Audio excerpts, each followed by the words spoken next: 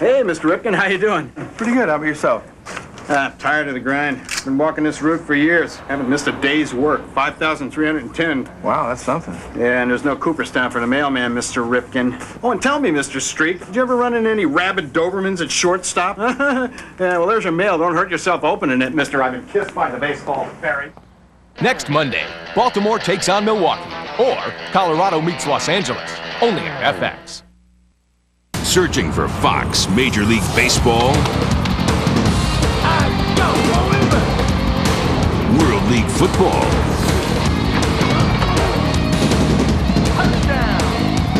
NCAA Basketball?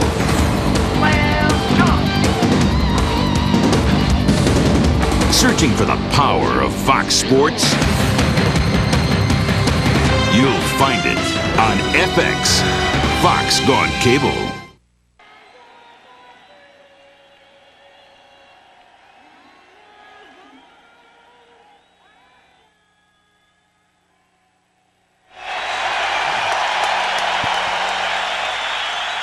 It's sellout crowd here at Yankee Stadium. The first ever matchup in regular season play between crosstown rivals from Queens, New York, the New York Mets, and of course the Bronx Bombers and defending world champion, New York Yankees. The mayor, Rudolph Giuliani, on hand to enjoy the proceedings tonight from the house that Ruth built. And friends, this week we'll update you on the Cap Cure Home Run Challenge. Cap Cure, the Association for the Cure of Prostate Cancer, is committed to finding a cure for the disease. From June 13th through the 18th, at least $50,000 per home run will go directly to prostate cancer research. Since Friday, 91 home runs have been hit, bringing the total amount raised to $4.55 million. Hopefully we'll see some of those tonight at Yankee Stadium as both the Mets and Yankees get together here tonight. Let's take a look at Bobby Valentine's lineup. The Mets, a surprising 36-20 on the year, with Lance Johnson leading off in center field. He's been hurt. Then it's Bernard Gilkey in left. John Olerud, deadly, with men on, hitting third. Then it's the catcher, Todd Hundley. Butch Husky, the DH. Carl Everett moves from center to right. Carlos Baerga at second. Matt Franco and Luis Lopez, young, inexperienced infielders on the left side of that New York defense. And pitching for the Yankees tonight, Andy Pettitte. Pettitte's a guy who has all four pitches that he can throw for a strike, but he loves to establish his fastball in on the hands to righties and then throw that nasty breaking ball down around their back ankle. That's how he establishes his pitches out there. He's 8-3 on the season with a 3.14.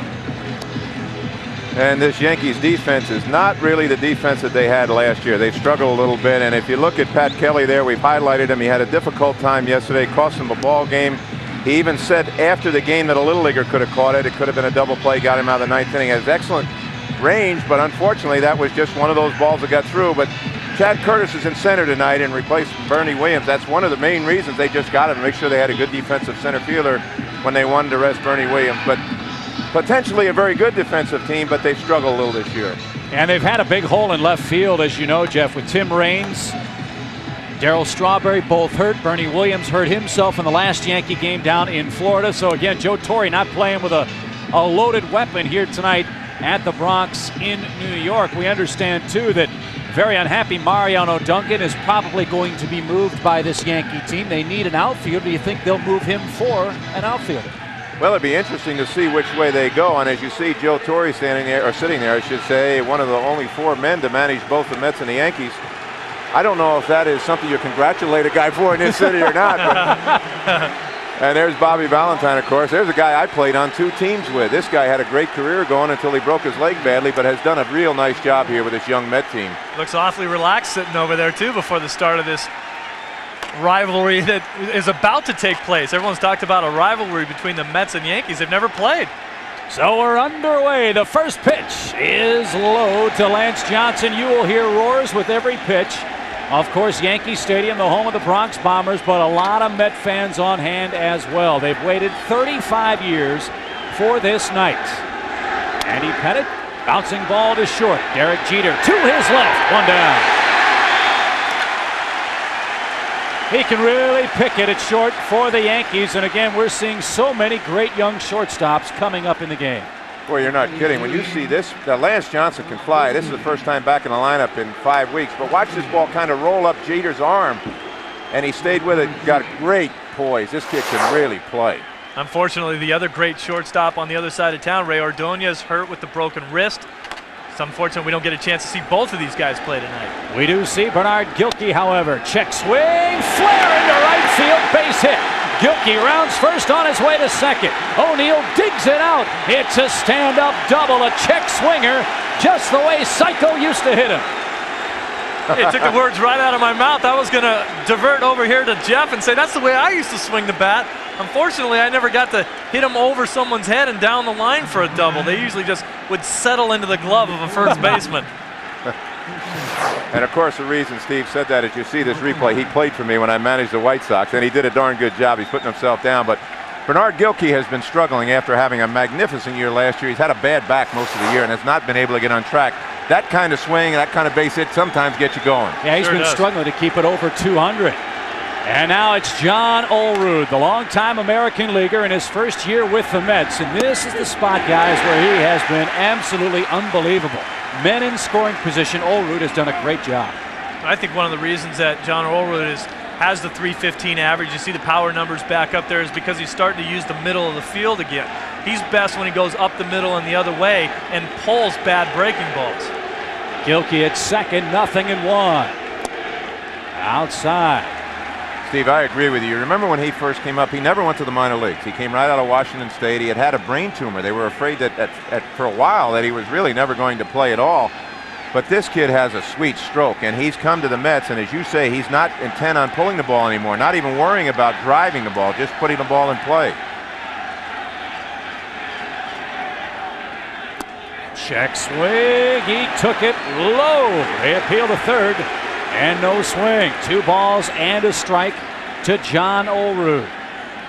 Now sometimes an organization looks at where you play and they see him at first base, and he had that big average season. He was hitting over, he was flirting with 400 that one season with the Toronto Blue Jays, and they wanted him to hit for more power, and they asked him to pull the ball a little bit more, and that really wasn't his game. 2-1. 3 balls and a strike. Boy, that is so true. Sometimes you ask somebody to do something they're not capable of, take them out of their game. This guy's a natural. I mean, is there a natural hitter? I don't know. But he had a beautiful stroke coming up. He's very quiet hitting. Just takes his hands back very slowly. But now when you're playing in his mind, because he's a first baseman on the corners, you want him to drive the ball, you take him out of his game. He's in the driver's seat here. 3 balls and a strike. Fastball on his hands. Fair ball into the corner. Gilkey flies around third and will score. Olerud's got himself a double. He comes through again, and the Mets win round 1. They're up 1-0.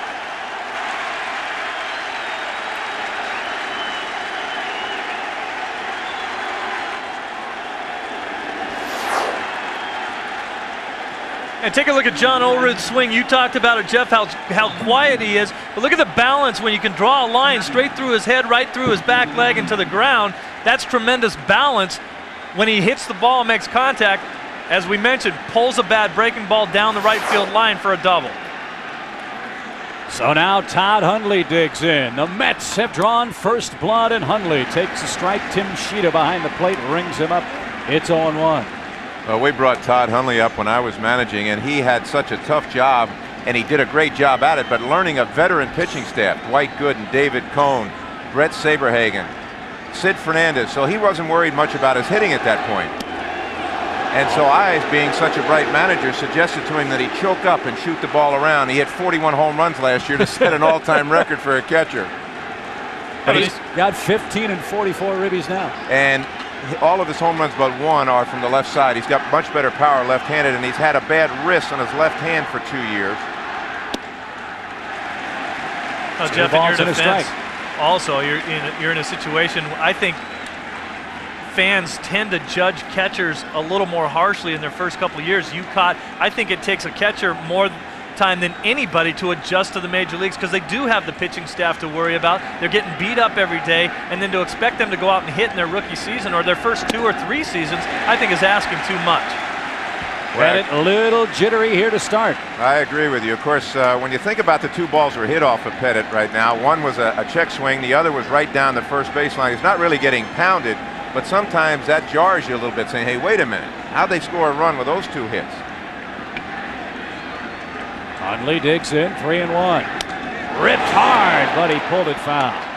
You know, Todd Hundley, Steve, I really agree with what you're saying. He worked so hard to take the game plan I gave him in with those veteran pitchers. He wanted to please them. He's as good a catcher as you'll see on balls in the dirt. He also is one of the toughest guys you've ever seen. This kid is tough. He wants to play. Of course, he got pretty good bloodlines. Randy Hundley wanted to play every game when he played for the Cubs, but Todd is a very talented kid. Listen to the electricity here right now in this count. 3 balls, 2 strikes. Mets leading 1-0. He walked him. Yeah, Hundley looks like he was wanting the ball to be checked. He was pointing at something there as the ball came in, and nobody's checking it. Hundley's kind of walking down to first base, turn around. Now you're going to see Girardi go out to the mound. A lot of people are going to go to the mound here. Well, I think why they're checking, and I just saw the ball. That ball is really dark brown. You know, Steve, when they rub these up with that mud from the Delaware River, sometimes the balls, which started out new, can look worse than balls that have been hit in batting practice. And Todd Hundley said, check that ball. That thing is brown. It looks like it's been rolled in chocolate. And Richie Garcia isn't even working this game. He always had the reputation of being the guy who rubbed them up the darkest.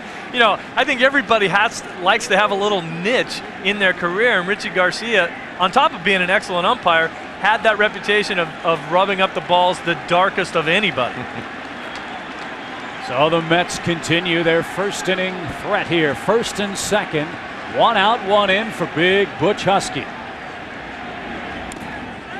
That fouled away at the plate. Husky hitting .292 with 9 home runs, 34 batted in. He's played left, he's played right, he's played first, and now the DH.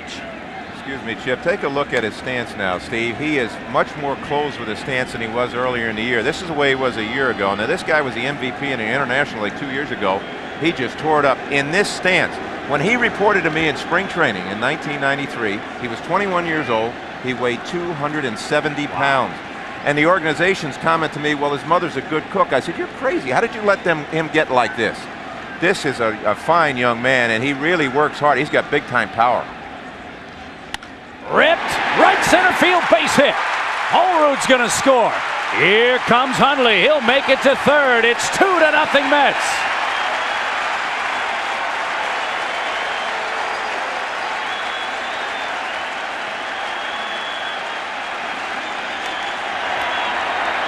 The boss can't be enjoying this start for the Bombers. Not at all. One of the things that we said that Andy Pettitte had to establish was his fastball in on the hands. You can see that ball's nowhere near on the hands. That's where Girardi wanted it, but that ball sailed out over the middle of the plate. Guy with Butch Husky's power and strength's going to jam that ball right into right center field anytime he wants to. That's so 1st and 3rd. You know, that's a great camera shot right there watching Oldroyd. One of the things you teach a base runner at second base is recognize a base hit going on the line, and he did immediately and then scored easily. Carl Everett, the right fielder, digs in. And the change over for strike 1. To expound on that, you know, I remember always one of your managers would tell you, check the outfielders before each pitch. Know where they are before the ball is thrown, so that way when the ball is hit, you'll have a pretty good idea from where they started from. Pettitte with a great pickoff move to first. Trying to keep Husky close. The Mets have scored twice on 3 hits and a walk. Here in the 1st inning, Dave Mlicki will start the game for the Mets. And he has not gotten an awful lot of run support, so a good start for him. In this very, very big game for both organizations. 0-1 to Everett. To third. Foul ball. There was a play that the ball just went foul, and you see Todd Hundley, a catcher, recognizing that the ball was slowly hit and he was breaking on contact. I was broadcasting a game yesterday that the Mets had with the Red Sox, and on a play very similar to that, Mo Vaughn went for home plate and he did a great move. He got inside the line, made the third baseman Franco throw the ball, and he threw it away. But as Mo Vaughn was doing it, he injured his knee, and I don't know what the reports have been today. But if the Red Sox lose that kind of player, baseball's really lost something if he goes down with a bad knee. And the Red Sox will be in deep, deep trouble without Mo Vaughn in the lineup. 0-2 to Carl Everett playing right field. Runners lead from the corners. Again, they throw to first. Huskies picked off. Now watch Hundley. Jeter runs him back toward first. Hundley breaks for the plate. Here's the throw. He's safe. It's 3-0.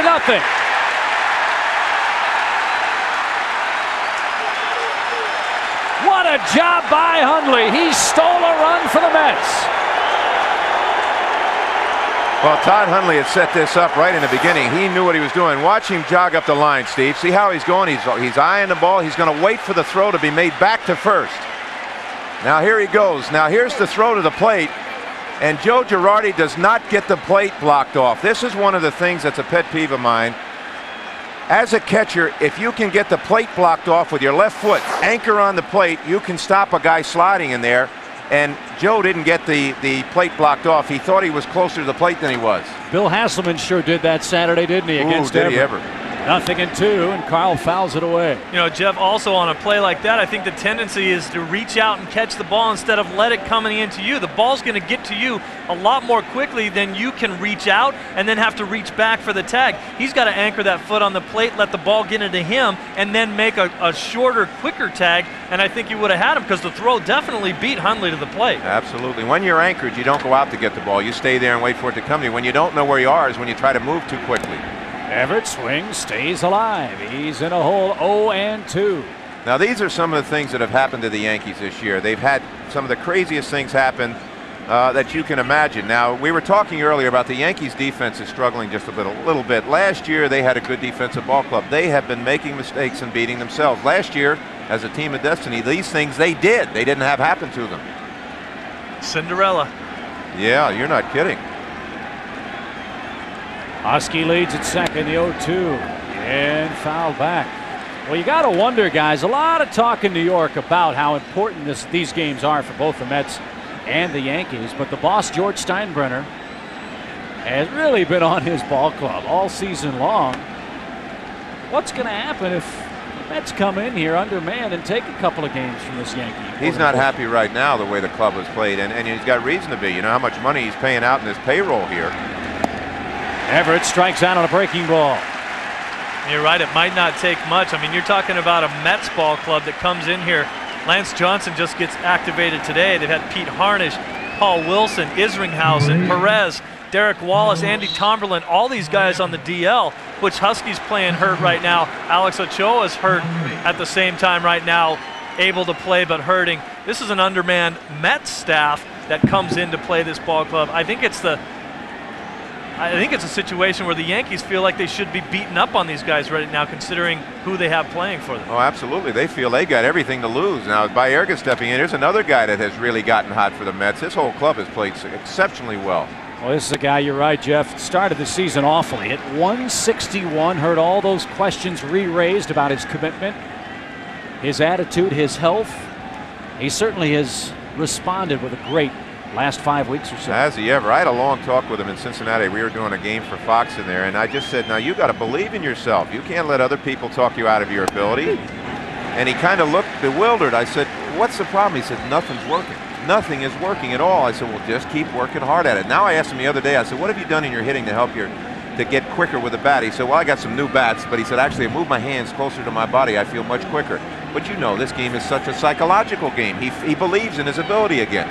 1-1, bouncing ball to the right side.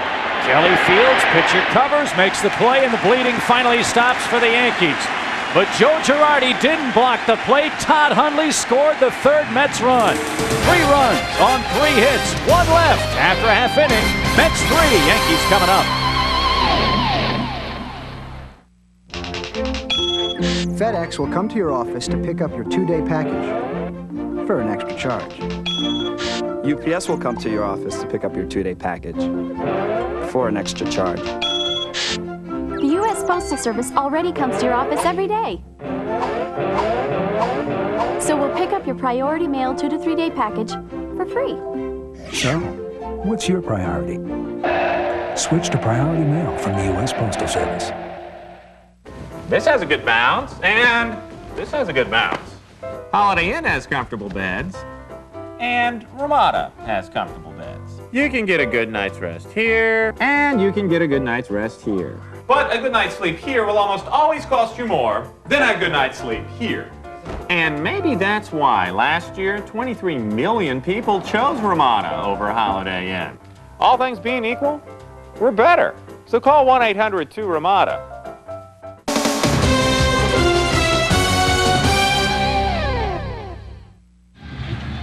Well, the Metsies couldn't ask for a better start. 3 runs on 3 hits in the top of the first.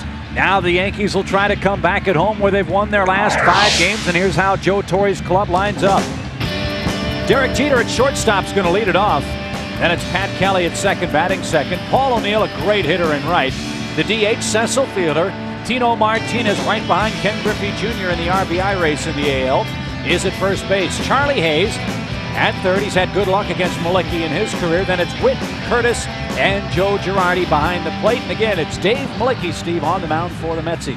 Well, Mlicki just 2-5 on the season with an ERA of 4.70. He's a guy who's got a very hard fastball, throws upwards of 95 miles an hour. He's got that curveball that we call a 12-6 curveball that breaks almost straight down.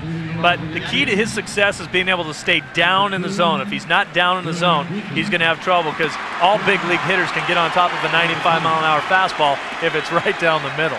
And what really has helped this Mets starting rotation basically has been this defense. Now, we have highlighted Luis Lopez.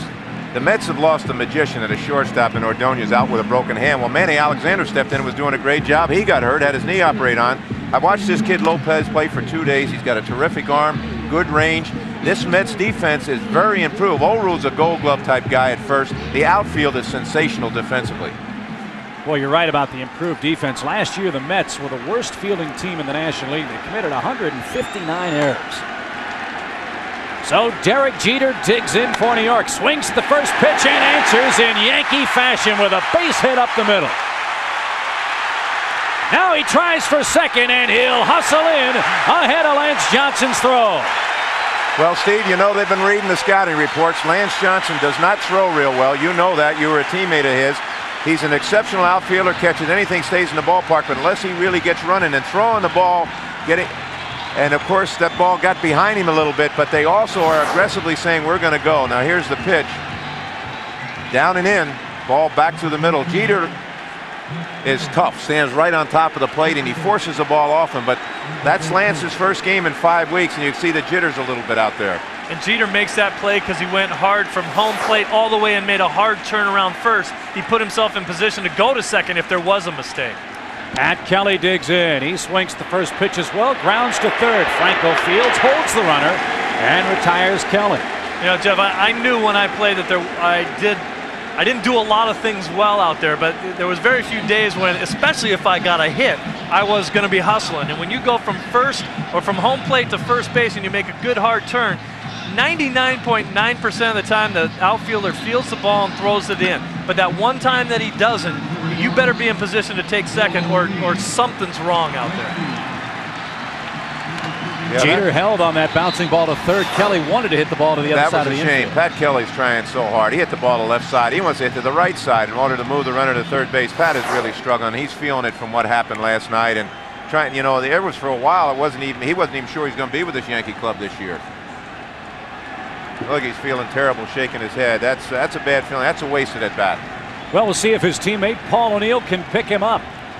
O'Neill hitting .320, 11 homers, 47 runs batted in, leads the American League with 23 doubles. And like John Olerud, Steve, this is a guy you've always admired, at least his swing. Well, he's flat out a dead pull hitter. If he wants to hit the ball in the air, he will drive the ball the opposite direction occasionally, but he's up on top of the plate looking for something inside to drive. Mlicki stays outside. Count evens at 1-1.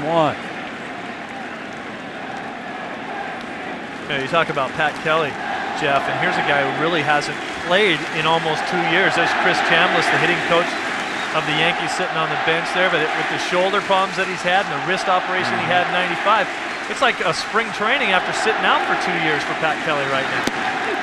Good fastball caught the corner. You know, when you look at this Yankee ball club, what they did last year, what an outstanding coaching staff they have. They've been here before. You know, they've been in New York. And here's the last pitch. As you see it running away from Paul O'Neill. Now, Paul O'Neill was offered, when I was managing the Mets, was offered to us, the Mets. And I had a member of the Mets organization say, oh, he can't hit left-handers, we don't take him. I said, you got to be kidding. Well, that's why I'm up in the booth now, and Paul O'Neill is in pinstripes on the other side of town. 1-2. Well, no wonder you didn't last very long over there. Everything that you wanted them to do, they never let you do, and if they would have done it, you'd still be managing. At least that's what I say now. You want to get back in the managing game? Well, I thought I did, but I'm enjoying this up here. No stomach aches up here. Nice perspective. Don't care who wins and loses. Just enjoy the game for the beauty of it. I got to tell you from my own experience, you know, I played for Jeff Chip, and baseball is losing a guy who has tremendous talents as a manager by not having him on the field somewhere. O'Neill strikes out, 2 down. Well, there goes your credibility. That endorsement was paid for by the Jeff Tolbert for Manager 97 campaign. Here's a look at the swing and the strikeout. Well, here's that breaking ball that we talked about from Mlicki, and Paul O'Neill. It takes a pretty good hack at this pitch. It's just in a great location, down and in. It's tough to reach that pitch as a left-handed hitter. You know, Steve, I think that curveball that Mlicki throws is a knuckle curveball, and that's why the thing dives straight down. He pushes it out. And I didn't realize that that's the kind of pitch he had. That is a nasty pitch if you can control that. Bert Hooton, remember, had that great one. And big Cecil Fielder takes strike 1. Mussina uses a knuckle curveball. And for people that talk about curveballs in the old days, you know, for the old timers, that was the drop. Right. Sandy Koufax had the great curveball. Always felt that the mound was higher, and it set a little closer to plate, that ball go back to him. That's how hard that rotation was, you know. Jeter stands at second. He led the game off with a double on the first pitch he saw. Yanks haven't been able to move him over yet. Now, that's one of the things you talk about, Chip. With the owner of this ball club, George Steinbrenner, a little bit unsettled anyway. I don't know when he's ever settled in. I guess finally when they won the World Championship the next day, he was probably feeling good. But when you start off with Jeter on second base and don't move him over and move him in with the situation that you're already in, that's going to cause some problems. Oh, great breaking ball there. 1-2 to Fielder. That's one of those pitches you give up on. That you think that's going to be inside, and watch Fielder. He likes the ball out over the plate, but he quit on this, and he just kind of flinched a little bit, and it was right over the inside part of the plate. Jelly-legged him. Oh, man. Not those legs, or not those arms. He's got legs sticking out of his shirt. He's so big. Runner at second, 2 down. He struck him out with a fastball away. Oh, big nasty curveball to Cecil, and then he smoked him to end the first. We go to the second. The Mets loving life. They're up by 3.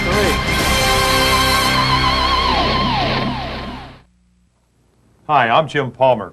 It wasn't too long ago most people had only one credit card. Today it's often 5 or 6 cards and a big balance. If this sounds familiar and you own a home, there's a simple solution from the Money Store. The Card Consolidator, the home loan that lowers your payments even if your credit isn't perfect. So why pay 18, 19, or even 20% on your balances? Just call 1-800-LOAN-YES for the Card Consolidator, only from the Money Store. Don't move!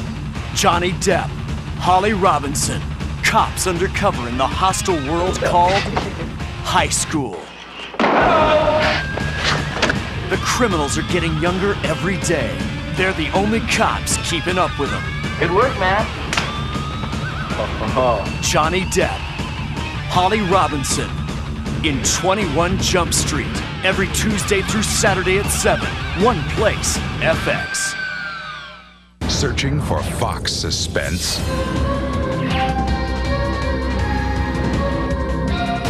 Fox comedy?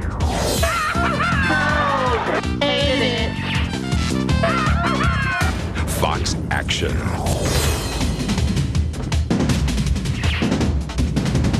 Searching for the power of Fox shows? You'll find it on FX. Fox Gone Cable.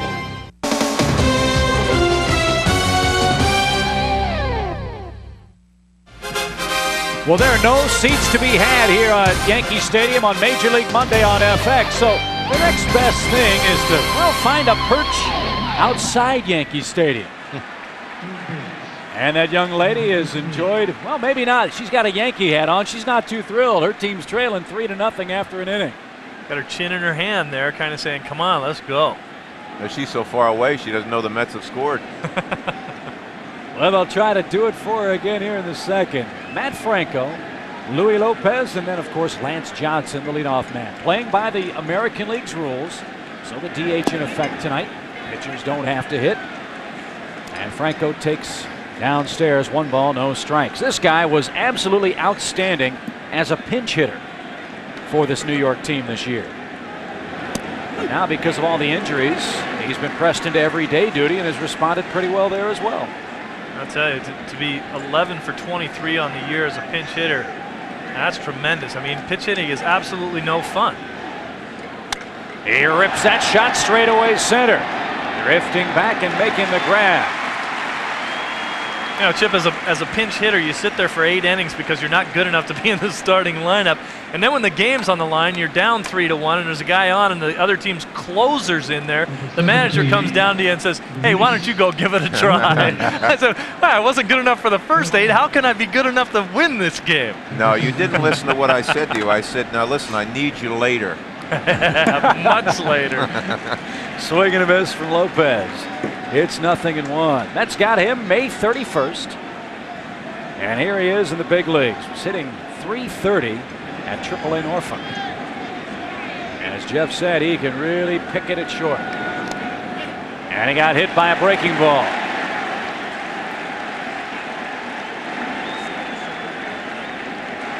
So Lopez aboard with 1 out. Was he stealing signs up there, Syke? I'll tell you what, you know, there's been a lot of talk in baseball this year about stealing signs. And as far as I knew, you could always steal signs unless you're at the plate. You don't want to be peeking back there. There might have been a quick little peek from Lopez to see what location was, and he didn't realize that the location was going to be off his left shin. But I'll tell you what, he'll get a few more balls up near that ear hole if Joe Girardi looks up there and sees that he's peeking on pitches.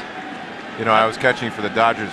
The Cardinals had a team that really was a smart playing team with Javier and those guys. Caught him looking one time. I said, "Mr. Drysdale's not going to like this." And he started to plead with me, you know. So let's see if we see this happening here. When I was with the Mets, we got in a heck of a fight. Let's see if he's looking down. No, I think he's just blinking.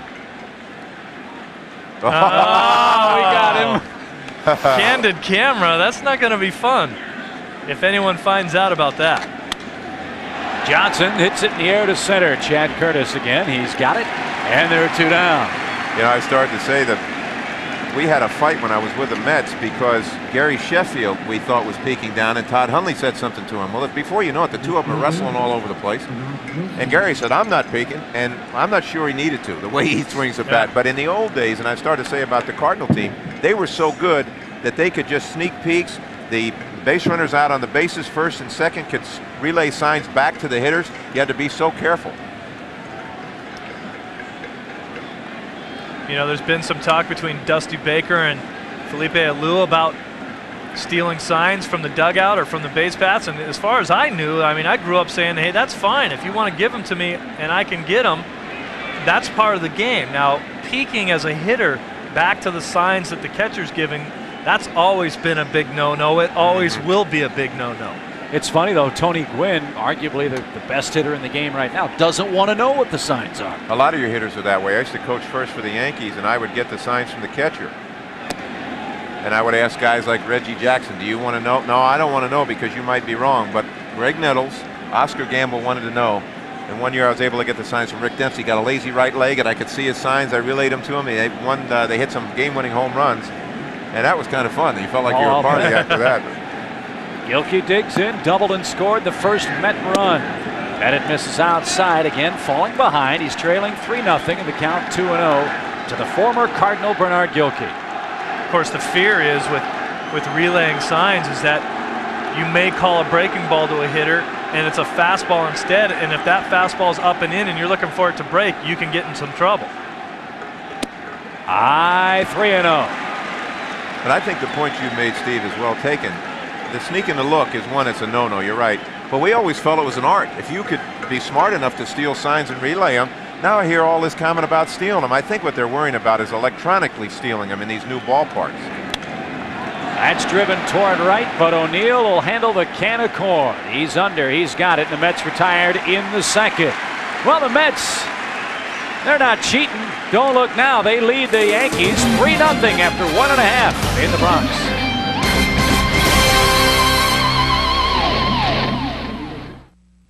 You've done the math and figured out that you can consolidate bills and still afford to make some home improvements. But the lenders tell you that you don't have enough equity. Hi, I'm Dan Marino. If this has happened to you, call First Plus Financial at 1-800-510-PLUS. They'll lend you up to 125% of the value of your home, less your first mortgage balance. There's no application fees, and you'll get an answer before you hang up. Don't listen to those other lenders. Call First Plus at 1-800-510-PLUS. Are you a serious weight trainer? Serious about what goes into your body? Do you read labels? If so, then you should already know that these are the facts.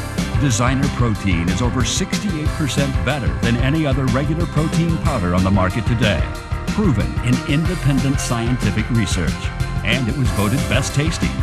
Pick up your Designer Protein at GNC and other Progressive Health Food stores and gyms.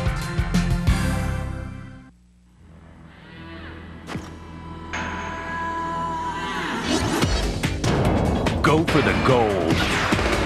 The new Rebel G. Get the ultimate rush. Turn on FX Major Movie Sunday. What in God's name? Something is loose in the jungle. Please, you can kill it. Arnold Schwarzenegger. Who the hell could have done this to a man? Carl Weathers. Predator, Sunday at 8 on FX.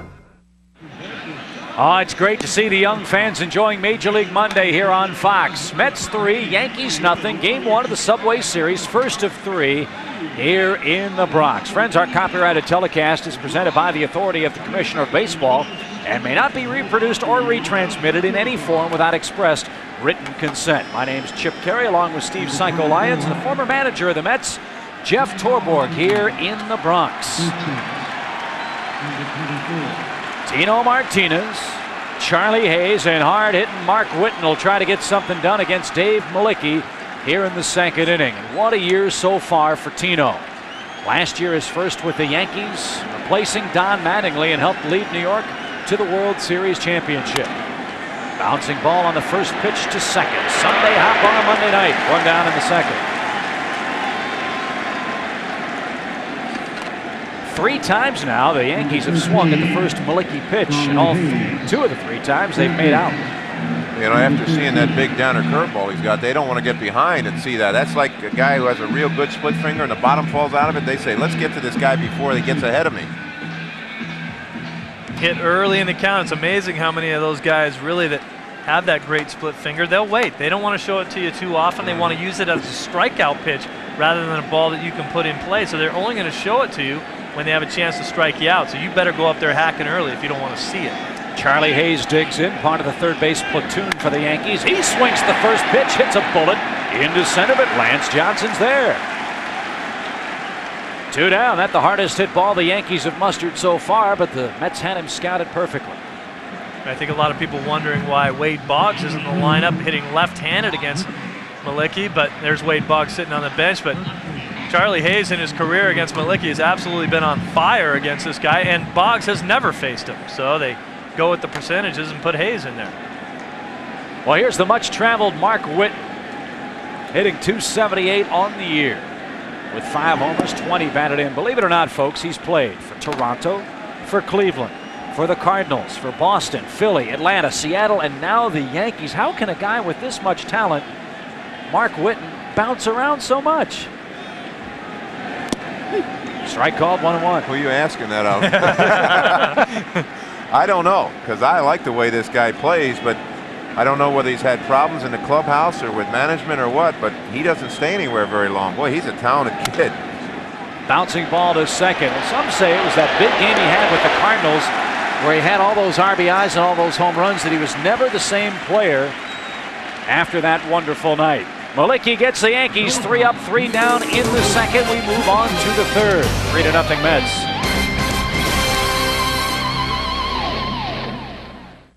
FX Late Night presents Tom Skerritt. Your real name is Walter? I was a man, now I'm a woman. Emmy winners Ray Walston, Five-Ish Finkel, and Kathy Baker. I have a sexual appetite. Is that all right with you? Excuse me? In the unforgettable series about an ordinary place called Rome, Wisconsin, and the extraordinary things that happen there. We're dealing with a serial bather. Picket Fences. I love this town. Tonight at 11, part of FX Late Night. One place, FX.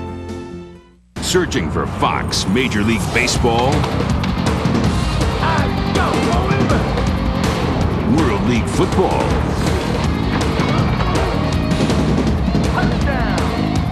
NCAA basketball,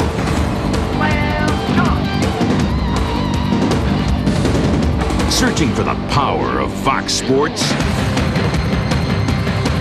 You'll find it on FX, Fox Gone Cable. Before he made motion picture history. Before he became the biggest movie star in the world. And we make with the Kleenex here. He was already making us laugh out loud. On In Living Color. Woodchuck the gray squirrel, woodchuck the gray squirrel. Done coming home. The only place you can see Jim Carrey every night. Alrighty. Is on FX. 2 back-to-back episodes of In Living Color. My job here is done.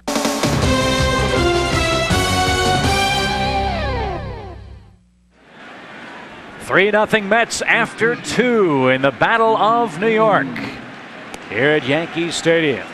Well, friends, next Monday, Major League Baseball action continues. In the East, it's Cal Ripken and the Baltimore Orioles. They try to outslug John Jaha and the Milwaukee Brewers. Now out on the West Coast, it's Andres Galarraga and the Rockies.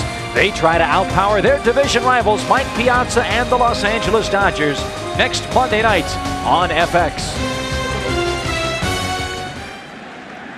John Olerud leads it off for the Mets in the third. He doubled home Bernard Gilkey and later scored the second Mets run against Andy Pettitte, who against he falls behind here in the third inning. Well, Andy Pettitte has nowhere near the kind of command that we've seen early in the season. We've had a couple times to watch him pitch.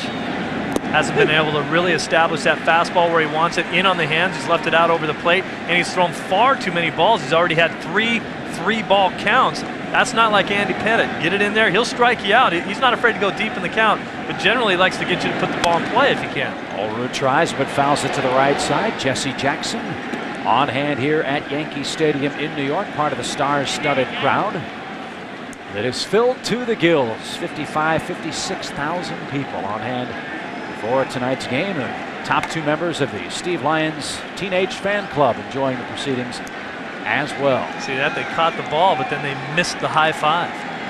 1-2. Ripped into right. O'Neill on the run. Reaches up. Oh, remember that great catch in the World Series against Luis Polonia? He robs Olerud of extra bases there. 1 down in the third. You know, as I'm looking at Andy Pettitte too, Steve, I don't think he has a real good life on his fastball. That ball was up and in and still got ripped. Now, if he can establish that curveball like he did before the last 2 fastballs and get the feel of it, a curveball is such a field pitch, it can oftentimes get you back in your groove where you're throwing your other pitches. But I don't think he's got a good fastball tonight, and I think that's why they're smacking him around too. And when you don't have the good fastball, you need to establish a curve to make that fastball look a little harder. Todd Hundley takes upstairs. He walked and stole home. How about that? A catcher stealing home. We know they're the best athletes on the field. That's right. Smartest too. 1 ball, no strikes. Well, sure they are. They're the only ones facing the right way. Check everybody else out. Boy, what a career this kid could have. Oh, boy. 2-0 is high. Again, Pettitte falling behind 3-0. Well, Jeff, you talked about Hundley the first time he came up, and the one word that you didn't say that would surmise everything that you did is this guy is a gamer. I mean, every guy wants to be called that if they can, and this guy is the epitome of what that's all about. Team leader, gutsy player, shows up to play every day, wants to be in the lineup. And to have a catcher that wants to be in the lineup every day is a true value to a ball club, because it is by far, I mean, not even close, the most difficult position to play on the field. Period. And when you think about what he does for the pitching staff, just being there, because he can catch anything in the dirt. So his pitchers, no matter what the game situation, can throw whatever they want. But most of all, they see a guy who hits 41 home runs but wants to play there. They tried to talk him into playing another position. He said, no, I want to be right there. Butch Husky digs in and takes outside. Again, Pettitte really scuffling with the control. Jeff, I think you're right on the nose. That was a fastball right there, and that does not have the velocity that we're normally used to seeing from Pettitte. Pettitte's not a tremendously hard thrower, but his pinpoint control, he does get his fastball up there near 90 at times, and that's nowhere near. You saw the numbers on Husky, how badly he slumped in April. Like so many of his teammates, the Mets team struggled. They were 12-14 entering the month of May, and then they took off. Won 18 of 27 games. In fact, the Mets, since April 26th, have the best record in the National League. Ahead of Atlanta, ahead of the Marlins. That's foul past Cookie Rojas, the third base coach of the Mets. 1-2 the count to Husky. Well, Steve can tell you something. We had the youngest team in baseball with the Chicago White Sox in 1990. Nobody expected us to do anything. We won 94 games without anybody hitting 20 home runs, without having a 15-game winner. Everybody on that team contributed, and they believed that they could win. This guy kept telling me in '89 we kept winning after the All-Star break. We're still the best team the second half. It's true if you believe in yourself. 1-2. Broken bat, shot to Hayes at third. Second base 1, first base 2. Double play retires the side, and Pettitte gives himself a pep talk as he heads to the Yankee dugout. We go to the bottom half of the third with the Mets leading 3-0. I come to America with only 1 pence and map of Kentucky. Today I have own beer tray and put it in Coors Light only. Coors Light, refreshing like rocky hills, cold. In old country, I had nothing. Here in America, a man get on beer tray and proudly yell, Coors Light! Now people want me.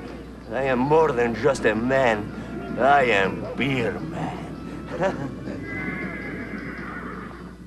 Tyson unleashing uppercut. Holyfield coming out. Now, live on pay-per-view, The Sound and the Fury. Holyfield Tyson 2, Saturday, June 28th. And you could win one of 11 trips to Vegas to catch it live. To enter, send a postcard with your name, address, and phone to this address. Winners fly America West Airlines, offering everyday low fares to more than 70 cities in North America, including Mexico and Canada. America West Airlines. It seems silly to pay more. The Sound and the Fury. Holyfield Tyson 2. Time to settle the score. A storm rolling in, and Mom's not due for another hour. Hey, what about me? A pretty tight spot, unless you have MCI. Starting to rain. The kids dial one special number, and that one call goes to Mom's office, then to her cell phone, then right to her. Get in, I'm so glad you called. And Mom rolls in right before the storm. Wouldn't let me in the phone booth, Mom. There's no room, you dweeb. Dork. 3-0 heading to the bottom of the third at Yankee Stadium. And guys, this interleague experiment, in my opinion, is one that needs not be an experiment any longer. It's been an unqualified success the first week of interleague play. Oh, I think it has. You know, the purists keep saying, well, you don't want to change this game. This game is one that hasn't changed. This game has changed gradually and continually forever. From night baseball, Jackie Robinson breaking the color barrier, expansion, dome stadiums, artificial turf, divisional play, flying. That's right. Let's go Nobody back thinks about that. All those traditionalists, let's go back to riding trains. Well, there's one tradition, Jeff, I know Steve wishes they brought back, the time when the pitchers threw it underhanded and you could call for the pitch. Maybe then he could have hit 300. That only happened in my backyard. I think it's just great for baseball, and you know, I think there's a real good chance that the two teams that meet in the World Series will be two teams that never played against each other during this experiment in interleague play this year anyway. So, and even if they do, it, you know, gives you a chance to talk a little bit of history between the two ball clubs instead of not having anything to compare to once they match up. Chad Curtis leads off the third inning for the Yankees, and he takes a quick strike from Mlicki, who's had very good stuff tonight. I just don't think there's anything wrong with an appetizer before dinner. It's kind of what this has been. You Well, I don't see either. these teams a little bit. Well, how about the championship series, the ALCS or NLCS? They've been as exciting as the World Series the last few years. Those teams played each other all year long. Nobody said anything about that. Yeah. Broken bat, bouncer to third. Easy play, Matt Franco. Oh, high throw, Rudy. Easy play for him. And Mlicki is set down 7 straight after the double to Jeter to start the game. There's a future Major League manager right there. Kind of think that kid likes any game. Interleague, National League. He's got the Interleague hat on. He's putting the whammy on the hitter, I think. No question about it. That is a future resident of the Bronx Zoo. He is in the right place. 1 out. Joe Girardi, the Yankee hitter. Ripped right center field. That's going to drop for the second Yankee hit. It's going to roll to the wall.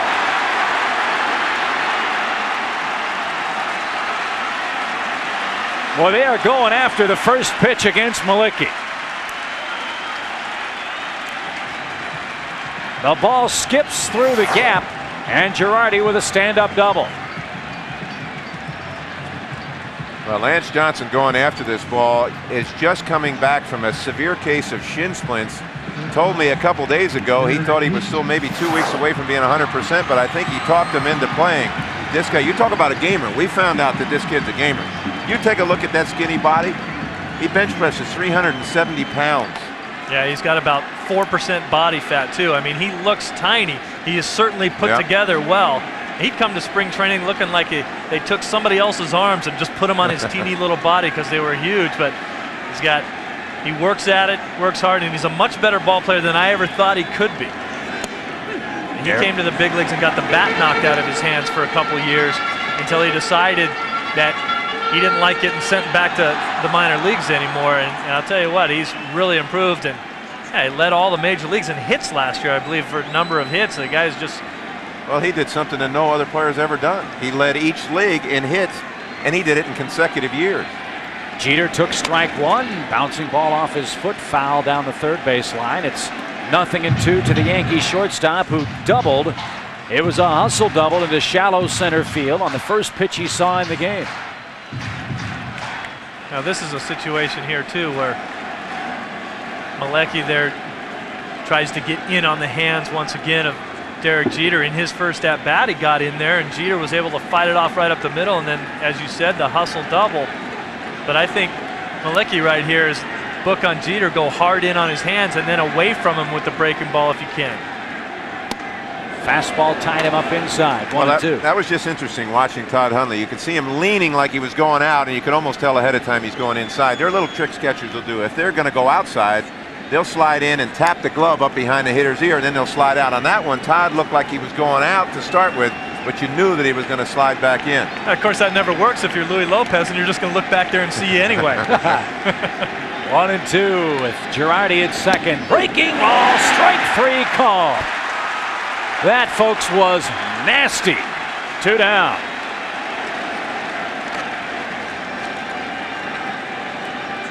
Oh, with that kind of curveball, now you see Todd setting up. He's staying in the middle of the plate, basically. Now he just leans a little bit outward, but if Mlicki can keep doing this, dropping this thing down from the inside over, hitters give up on this. And you could see his fingers up on the ball. The knuckles were up on the ball when he threw that pitch. Now remember, folks, this guy can throw 95 miles an hour, so if there's a ball starting out on the inside and you're not sure what it is, you're going to get out of the way and quit on it. Like that one. Which Kelly took high and inside. 1 ball, no strikes. Pat Kelly bounced to third his first time up with Derek Jeter at second base. Didn't do his job advancing the runner. Same situation here, except they're 2 down. He's going to try to reach any way he can, and they play him way around toward right in the Mets outfield. That ball popped down the first base line over the Yankees dugout. It's 1-1. Skip, do you see that? Chip, I should say. Skip, I called you by your father's name. That shows my age now. Did you see that? Did you see that Todd lost that ball?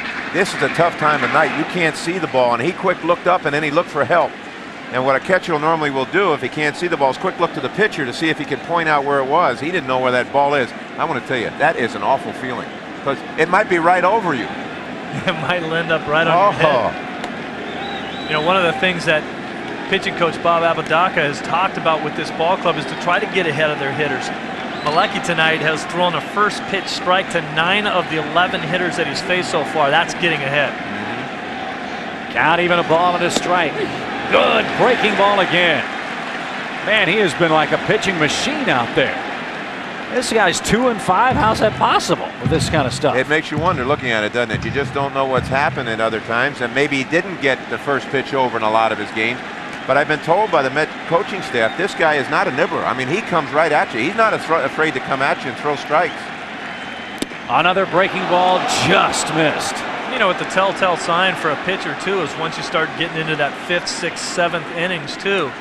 How tough they are, how bad they want to be out on the mound after they've thrown 80, 90 pitches and the score's a little bit tight. You know, you see what kind of heart they have and the ability they have to throw strikes and nasty strikes when the game's on the line. Check swing, did he go? He did not. Count full, 3-2. You know what happens, too, when guys get tired, when pitchers get tired late in the game, a lot of times they don't lose their stuff. They still throw just as hard. They can't locate anymore. Their legs get tired. And then now they're throwing in the middle of the strike zone or up where the hitters like it, especially right-handers. But right now, he's throwing, the way he's throwing that breaking ball, way over on the inside part of the plate, the right-handers just give up on it. Payoff pitch. Got him again. Same pitch. He's punched out 4. Yankees on the night. As Psycho would say, that pitch was filthy. We go to the 4th inning. It's 3-0 Mets.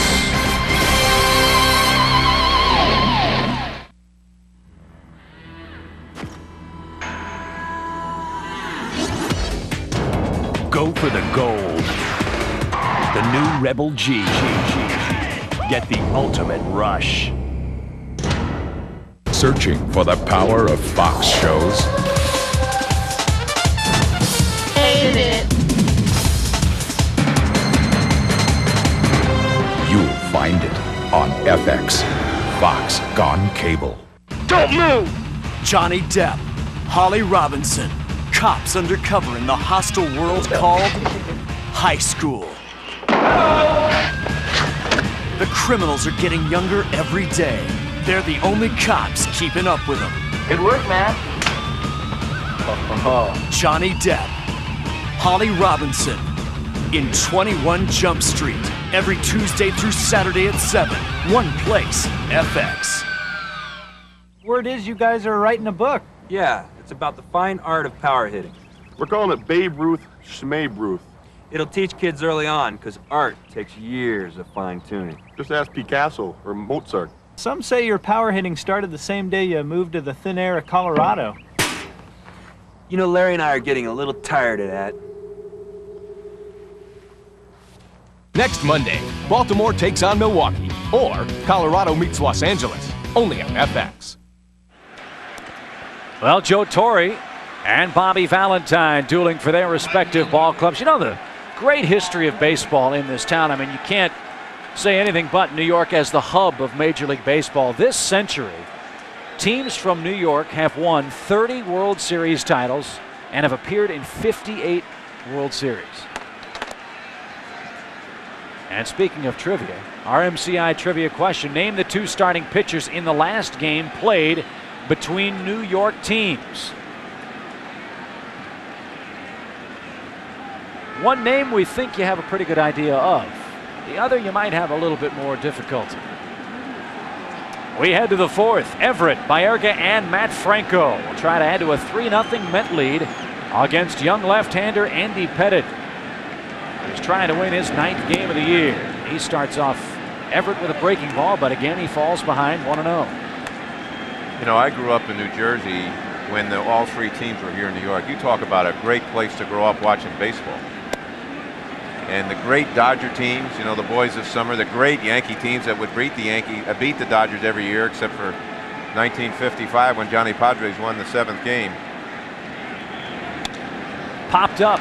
Easy play at first from Tino Martinez. He battles the lights and the dusky sky and makes the put out for out number 1 here in the 4th. Now, FX would enjoy hearing from you. Beginning June 23rd, we invite your questions here at Major League Monday via email at the address you see on your screen. Just type in your questions. We'll answer them live on the air. It's brought to you by MCI. It's that simple. Again, MCI@foxsports.net. Beginning next Monday on FX. Steve and I will have our computer pumped up. We look forward to seeing your questions delivered via the internet. As Baerga takes strike 1. How about this trivia? How did the Mets come by their team colors, you know? The blue of the Dodgers, and the orange of the Giants. Oh, very nice. Bouncing ball to second.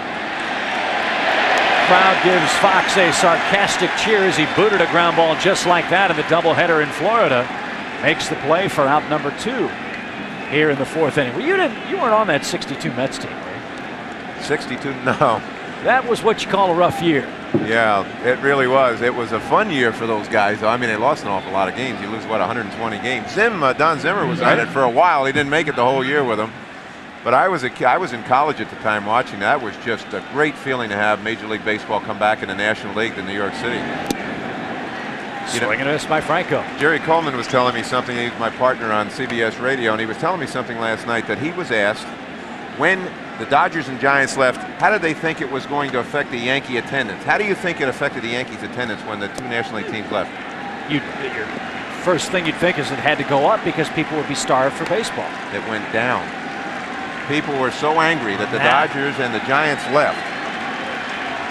0-2 to Franco. Breaking ball. He just stays alive. I'll tell you what, I mean, baseball, one of these days they'll learn, don't mess with the fans.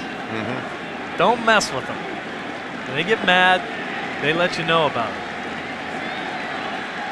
No balls, 2 strikes. Check swing, he went around, and Pettitte punches him out. That's his 2nd strikeout. Mayor Giuliani enjoying the proceedings, but he is a Yankee fan. His team trails it 3-0 after 3.5. FX Late Night presents Tom Skerritt. Your real name is Walter? I was a man, now I'm a woman. Emmy winners Ray Walston, Five-ish Finkel, and Kathy Baker. I have a sexual appetite. Is that all right with you? Excuse me? In the unforgettable series about an ordinary place called Rome, Wisconsin, and the extraordinary things that happen there. We're dealing with a serial bather. Picket fences. I love this town. Tonight at 11, part of FX Late Night. One place, FX. Searching for Fox Major League Baseball, World League Football,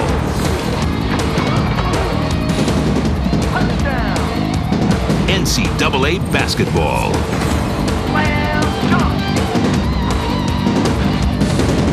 searching for the power of Fox Sports? You'll find it on FX, Fox Gone Cable. Before he made motion picture history. Before he became the biggest movie star in the world. And we make with the Kleenex here. He was already making us laugh out loud. On In Living Color. Woodchuck the gray squirrel, woodchuck the gray squirrel. Done coming home. The only place you can see Jim Carrey every night. Alrighty. Is on FX. 2 back-to-back episodes of In Living Color. My job here is done.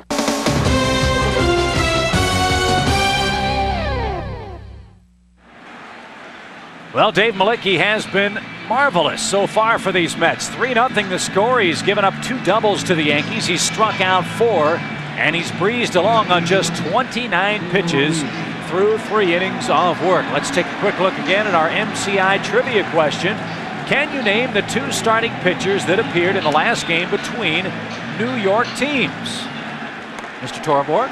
Well, I knew Don Drysdale was one of them, but Kurt Barkley, I remember him with the Giants, but I didn't realize he was in that ball game. Of course, I was a fan in those days. I was sick when these 2 teams left here. And I, of course, wasn't born yet. Nor was I. Here's the pitch to O'Neill. He takes outside. 1 ball, no strike. What was, everybody knows the tremendous success the Giants and Dodgers have had when they moved to the West Coast starting in 1958. But as a kid who grew up here, how traumatic was that day when they announced they were leaving? Oh, it was terrible. I mean, everybody, people were crying and... Hot shot by Ergen, knocks it down, picks it up, throws to first. O'Neill doesn't run well, and he's retired for out number 1. Now, this is something that Carlos Baerga's doing now that he wasn't doing before. He couldn't have gotten to this ball before. He was really heavy-legged, and he's quick now. Look at the quick feet to get on the ball and still make the play. Carlos Baerga, for most of last year, looked like he was playing with cement shoes. And he's a different player now. He's gotten himself in shape. He's really dedicated himself back to the team again. He felt that he was not living his life off the field as cleanly as he should, and he's really mentioned that that's a big part of his recovery. Mlicki's retired 10 of 11. As Fielder digs in, he struck out swinging to end the Yankee first. One of his motivating factors, too, is the fact that he wasn't happy when he got traded away from Cleveland. And the first thing he said is, the All-Star game in '97 is in Cleveland. Ripped down the right field line. That's a fair ball.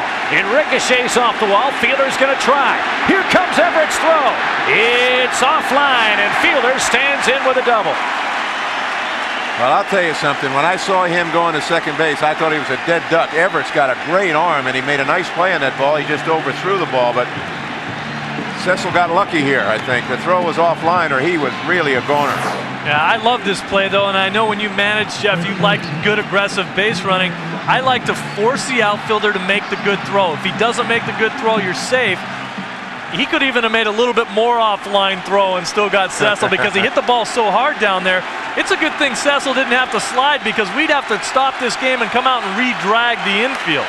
Well, here's the toast of the town, Tino Martinez. He is 0 for his last 10, but still has 21 homers and 61 batted in.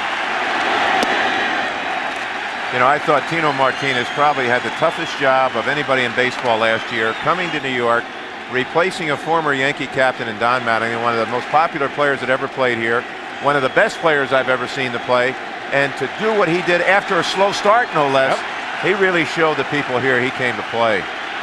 1 ball, no strikes to Tino. Oh, off the end of his bat, Mlicki under his glove. Franco Fields throws to first in time, and Fielder has to stay at second as Tino's retired 1-5-3.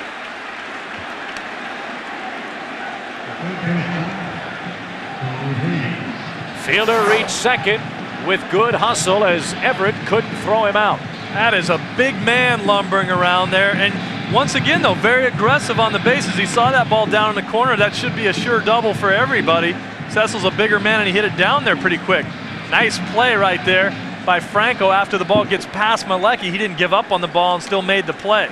Steve, you know how tough a play that is. I mean, that's a major league play, but that is a tough play. Those are the plays the Mets have been making. In fact, they've been making all of them defensively.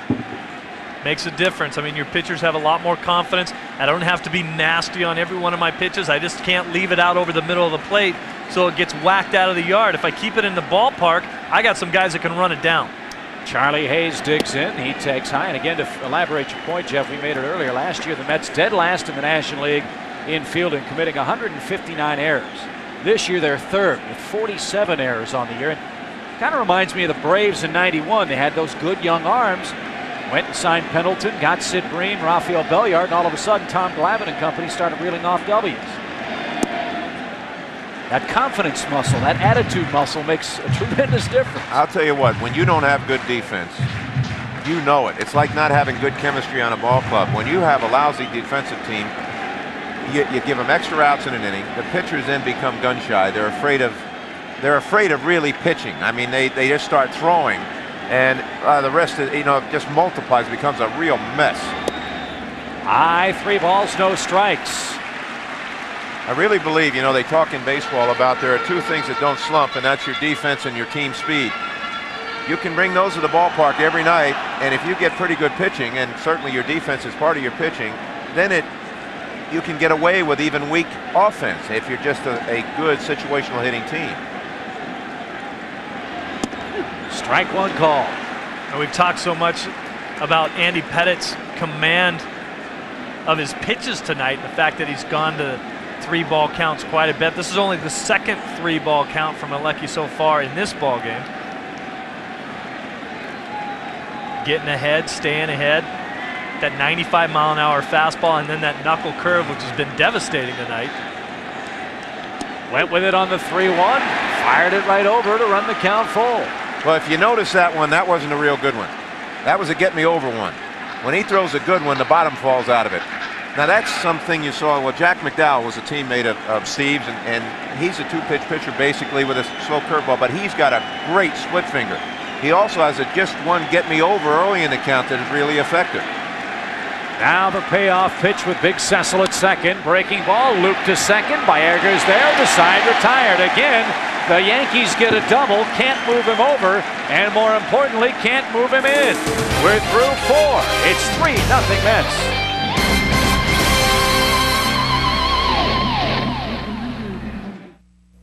believe in the power of the beer vendor.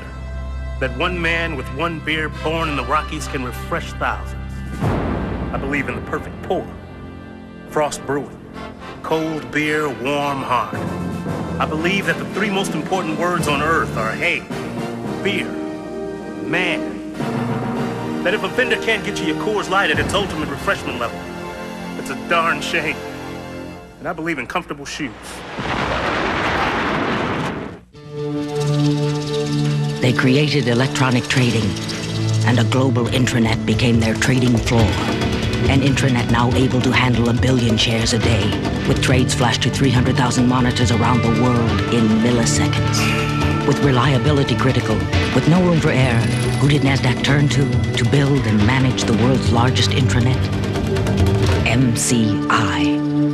Imagine now what we can do for you.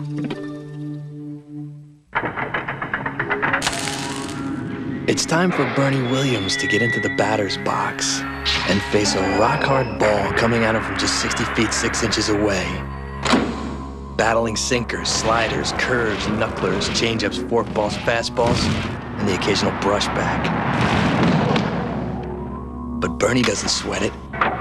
Hey, he's got a whole 1/10 of a second to react.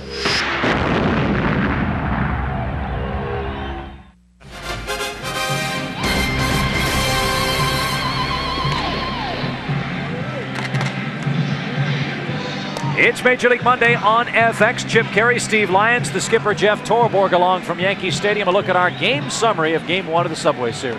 Well, and as you can see, the Mets jumped them early, scored 3 runs in the first inning. John Rule got the big RBI double, scored a run. Andy Pettitte is now settled down. He's starting to really pitch the way we know he can, but Dave Mlicki has thrown exceptionally well with an outstanding fastball and a great knuckle curve. He has really held the Yankees at bay, especially after they get a runner to second base. Luis Lopez leads off the Mets' 5th, and he takes a quick strike. It's 0-1. Lopez hit by a pitch his first time up. Great quote from Bobby Valentine about Luis Lopez as he chops it over Hayes. Oh, good play to his left. He throws him out. He called Lopez like croutons on a salad. Not necessary, speaking of his offense, but certainly good to have. And one tasty. out here in the 5th. Yeah, that's right. Great play by Charlie Hayes. Hayes gets full extension. Here's a ball that's heading towards that 6th hole. That would have been a tough play for Jeter when Hayes cuts it off and is able to throw the guy out at first base. Jeter saying, oh, thank you very much, because that would have been a very difficult play for me to stop, turn, and throw. Lance Johnson takes strike 1. Boy, it looked like Mel out there. What was that? Do you like that, He Jim? left that right leg. I think he was just taking that pitch, and he was just trying to get the feel of what it'd be like to get balance on that back leg. Here he does it again. No, he did it again. Strike 2. Well, you know, Lance tries a lot of different things. But, Steve, you remember when he flattened his bat out? The minute he flattened his bat out, he started hitting line drives and ground balls, and they had to take advantage of the speed. Before, he used to hold the bat down at the end and vertical. He went around and strikes out on 3 pitches. Well, that was not a good approach right there. I think that high leg lift when you're just coming back is awful tough to get the timing in. Watch him lift the leg. Yeah, I think you're right on that first swing. I think the first 2 pitches there, that's not the way Lance Johnson approaches his at-bats. I think he's thinking right now, I certainly gave that bat away. And he's also not a guy, when you saw Charlie Hayes come in, for the great speed that he has, he's not a guy that likes to bump very often. He likes to put the ball in play and swing the bat. Bernard Gilkey takes a breaking ball. He doubled and scored the first Met run. That came in the 3-run first inning. He also flied to right on a 3-0 pitch to end the New York 2nd. It's even 1-1. Pettitte hasn't given up a hit since the first. Excuse me, I'm sorry. We were talking about Gilkey. Look at the year he had last year. 317, 30 home runs, 117 RBI, scored 108 runs. Now here's a guy battling to stay above 200. This game is such a dexterous game. If you are injured, it is tough to play this game. And people have not played this game and play day in and day out don't understand how tough it is. You can play some other sports with broken fingers. You don't play this game like that. And now, because of the year he had last year, people automatically expect him to do that and more this year. Not that easy. 3-1 from Pettitte. Joe McElvain did some job. The general manager of the Mets did some job last year. He brought Gilkey in a trade. He brought Mark Clark, the starter, in, who pitched almost pitched a no-hitter on Saturday. He brought in Lance Johnson as a free agent. Broken bat, Single into center field. Well, what did we say before? Remember the little flare he hit to right field when he led off the game? Now he breaks the bat and gets another base hit. He's got 2 hits. Those are the things that get you off the snide. But we were talking about Joe McIlvaine. Now this year, and of course at the end of last year, he brought in Baerga for Jeff Kent and Jose Vizcaíno. This year he goes out and gets Olaru. I mean, here's a big pop in the middle of your lineup. Good defensive player. He keeps adding people. He brings in Reynoso, a starting pitcher who's 5-0. I mean, you know, he's made some great moves. And think about who hasn't played for him. Isringhausen, yes. Pulsifer, Wilson, right, and of course Pete Harnisch. Yes. I mean, amazing is certainly an appropriate word to describe this start for New York. They got him picked off. The great Pettitte move. Should have the second pickoff, but instead it's the first. Remember, the rundown in the first inning allowed Hundley to score. Should be 2 pickoffs, but Pettitte has 1, and that gets him out of 5th inning trouble. We go to the bottom half at Yankee Stadium. Mets lead the Bronx Bombers 3-0.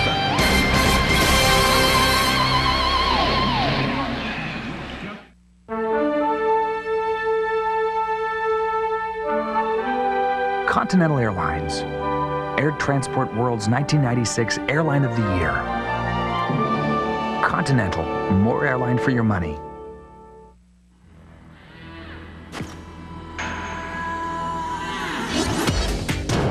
Go for the gold. The new Rebel G. Get the ultimate rush. Tyson unleashing uppercut. Holyfield coming out. Now, live on pay-per-view, the sound and the fury. Holyfield Tyson 2, Saturday, June 28th. And you could win one of 11 trips to Vegas to catch it live. To enter, send a postcard with your name, address, and phone to this address. Winners fly America West Airlines, offering everyday low fares to more than 70 cities in North America, including Mexico and Canada. America West Airlines, it seems silly to pay more. The sound and the fury, Holyfield Tyson 2. Time to settle the score. Searching for Fox suspense?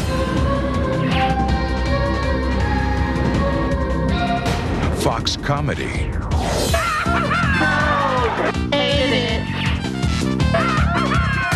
Fox action?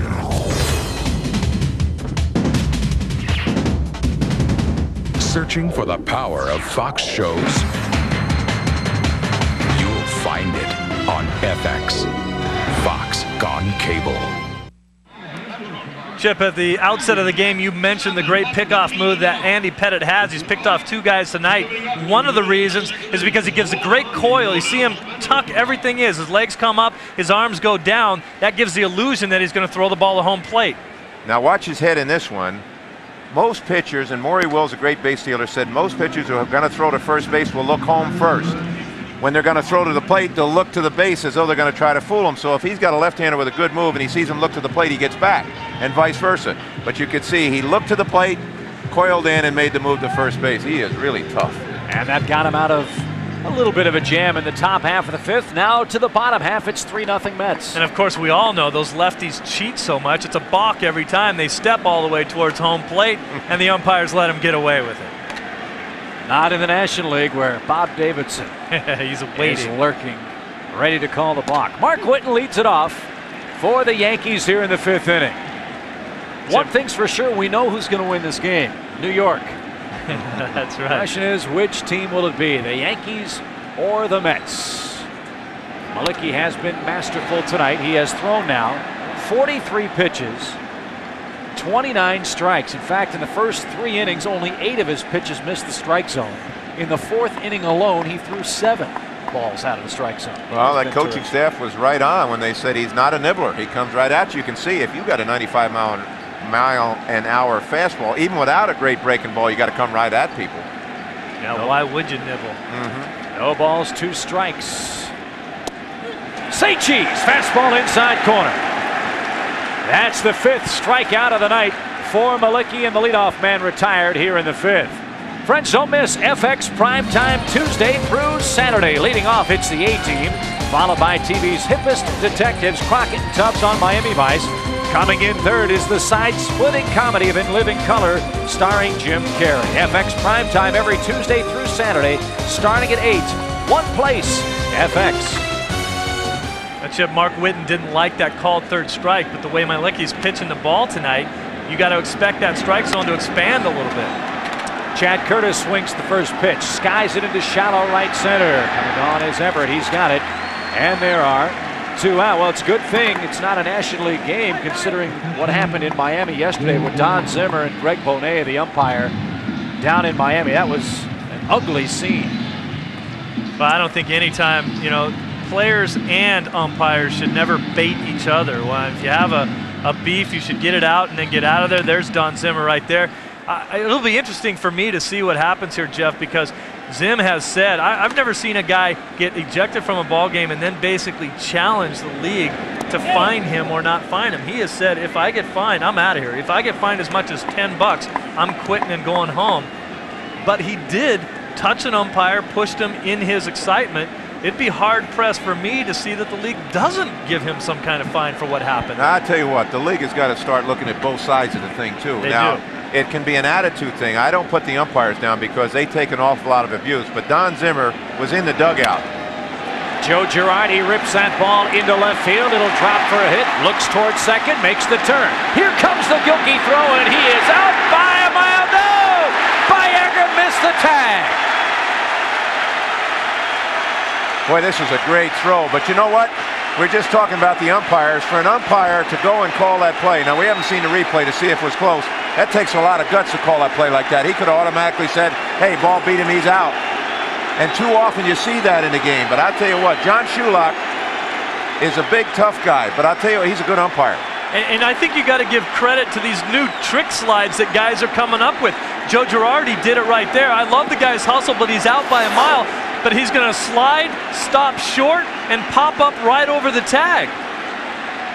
There he goes as Baerga's coming up. Baerga should leave his glove right on the base here. Let him slide into it. Now get out of there. Don't go up and try to tag him. You got your glove right on the bag right now. No reason to try to come up and tag him somewhere. That's why he misses the tag. You know, that was a great call. That was an incredible call. Remember now, he's on the other side of this too, so he does see it right there. He's right in play. You know, we talked about in this game for so long the phantom tags. That's where you could have just said, okay, he's out. Ball beat him, and nobody'd even say a word. That was a great call. But Shulock got it right. Fourth double of the game for the Yankees. And Jeter digs in with 2 outs. Bobby Valentine's argument, if you want to call it that, was very brief. Mlicki misses high. We talk a lot about the young shortstops. Alex Rodriguez had done the same thing in a Seattle game that I saw. Marty Barrett used to do that a lot. Have the tag right there, and then he'd reach up to tag you. Very rarely would they ever call the guy safe because it's that throw beats you, you're out of there. If I'm the umpire, I don't want to look bad in front of 55,000 fans, but just leave your glove in there. As soon as the guy's foot gets close, then yank it out of there and you'll get the call. Fisted into shallow right. That's trouble. On comes Everett. He's got it, though. And the side is retired. Again, the Yankees get a double, but again, they failed to score as John Shulock made a great call, making Girardi safe at second.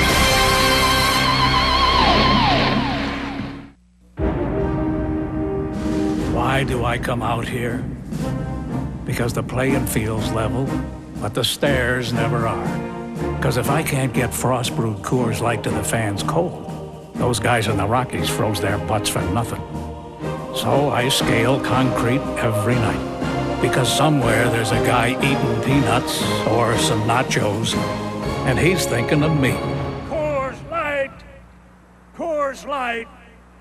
The later it gets, the better it gets. 3 words. Fabulous. First, I have a sexual appetite. Is that all right with you? excuse me, weeknights at 11. Tom Skerritt stars in the critically acclaimed Picket Fences. Vice, Miami. Then, it's the show whose style and sound changed television forever. I sort of like to keep it that way, if you catch my drift. Miami Vice. Finally, it's a double dose of outrageous comedy. 2 snaps up. In living color, primetime comes to late nights starting at 11 on FX. Searching for major movies? Turn on FX Major Movie Sunday, a major Hollywood movie every Sunday night in July. July 6th, it's the original dynamic duo in their first feature film, Batman the Movie. July 13th, Judd Hirsch, Christine Lottie, and River Phoenix running on empty. July 20th, Olympic gymnast Mitch Gaylord shows us his best moves, American Anthem. July 27th, Tom Selleck stars in Folks. Every Sunday in July, get turned on to FX Major Movie Sunday.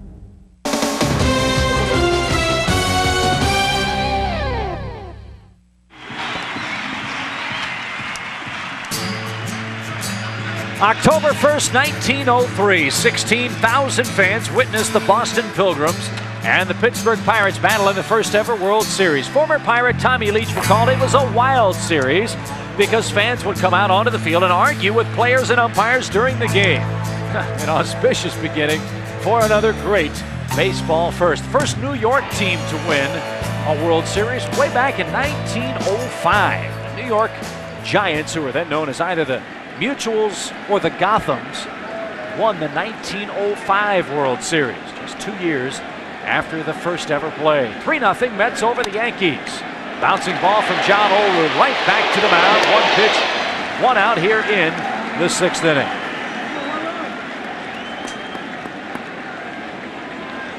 Bernard Gilkey singled with 2 outs in the 5th. Then Andy Pettitte picked him off. And little lack of familiarity with the great move of Pettitte cost the Mets. Hey, you see Gilkey leaning a little bit there. Mookie Wilson is the first base coach over there. They're talking about the move. Here he is talking with Bernard Gilkey after that play. One of the reasons he's on this ball club is to help the outfielders and to help the base running, and especially with guys that can run like Gilkey, help him with the stolen base total. Want to change the scoring too on that Joe Girardi play in the 5th inning. They ruled it a single and an error on Baerga. Wow. We're not applying the tag. Andy Pettitte, we talked about him settling down. He's now thrown 16 of his last 19 pitches have been for strikes. He deserves a better fate after that first inning, in which he gave up 3 runs, had very little command, and gave up 3 hits. You know, Chip and Jeff, you know, this is a situation where it's going to be dire straits for the Yankees if they do not show a good showing against this Met ball club. But it'll be even worse if it's perceived that they didn't do it with good fundamentals. 3 balls and a strike to Hundley. I think you're right. The hit zone. Of course, Steve, this is what we looked at before games. We'd go over things like this in the clubhouse. But this is a great way of looking how a hitter has strength. Todd likes the ball. Basically, you're talking about up in the strike zone, right up in the middle of the strike zone, right-handed. And the hit zone is a kind of that and a spray chart that we always looked over in a clubhouse beforehand. We had meetings almost every night. People say, oh my gosh, you had too many meetings. They weren't very long, but when we hit the field, we were never surprised by anyone. Now this makes it look very simple. Instead of going up and saying this guy, you can't do this, you can't do that, just say, these are areas to stay out of. Or here's where he can be gotten. That's a great gimmick right there. Oh, he rifles that ball into the stands. Let's see if everybody's all right. And yes, the fan is fine. Hundley's kind of an odd combination too. When you look at that hit zone, doesn't like the ball down and in, doesn't like it down and away, doesn't like it up and in and up and away. Everything else he hits pretty well. He can handle those pitches. You know, it used to be in those meetings when guys didn't really want to pay attention. It was always, well, he can't hit up and in or low and away. Payoff pitch. Right 3 call. Oh, Pettitte really is a humming now in the middle innings. His 4th strikeout of the game. Well, we talked about one of those locations that he doesn't like is right down in this area, and this is where Pettitte's going to go with a backdoor breaking ball, end up in that area.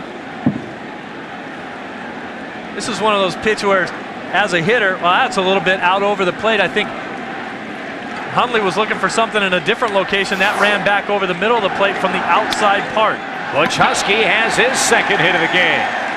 One of the few times tonight the Mets have hit the ball solidly to the opposite field. Husky does it with 2 down.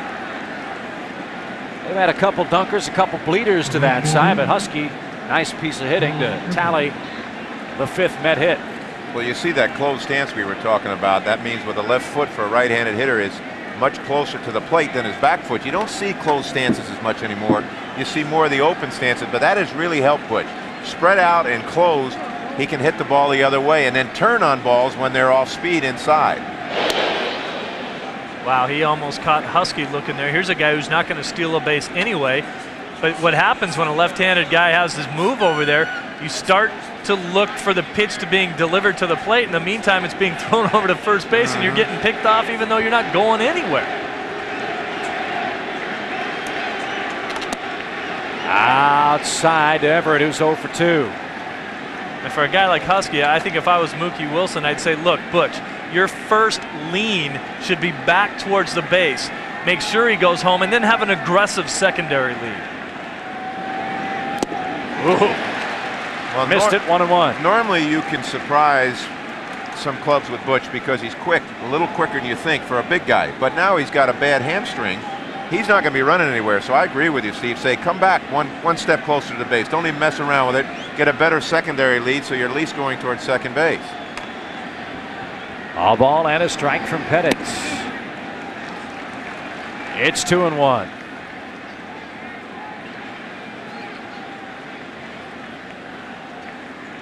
Three runs, 5 hits, 2 errors for the Mets. 0-4-0 for the Yankees. And the 2-1. Inside and low, 3 balls and a strike. Oh, Butch doesn't know which way to go now. He went the last 2 times. He went back to first base. He's not sure which way Pettitte's going, but this is smart to do. But if you do it twice, start out closer to the base and then move off as he delivers the ball. This way you're at least going in the right direction. 3-1 now to Carl Everett.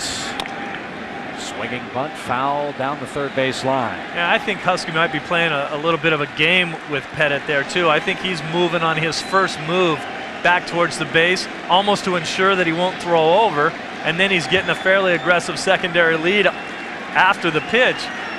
But I'll tell you what, all I know is when I was playing, if I saw 2 of my teammates getting picked off, I was going to make sure I had to do anything I had to do to make sure I didn't get picked off, because I wanted to play tomorrow. And that time, Husky almost standing on top of the first base bag. I don't think there's anything more embarrassing, other than when your pants come down at first base, than to be picked off at first base. That is one of the worst, because it's a long run to the visitors' dugout over here. Again, the payoff. Instead to first, and again, Husky right on top of the bag. I like that from Andy Pettitte too. I think he saw Husky going back, thinking, all right, I'm going to get a good secondary lead. So Pettitte said, you know what, I'll see if he's cheating. He goes back early, but he has to turn around and go back towards second. So I'm going to throw over there and see if I can catch him anyway. Again, the payoff pitch. This time it's coming home. And it's popped up a mile high, shallow right. Kelly drifts back, calls off O'Neill. He's got it.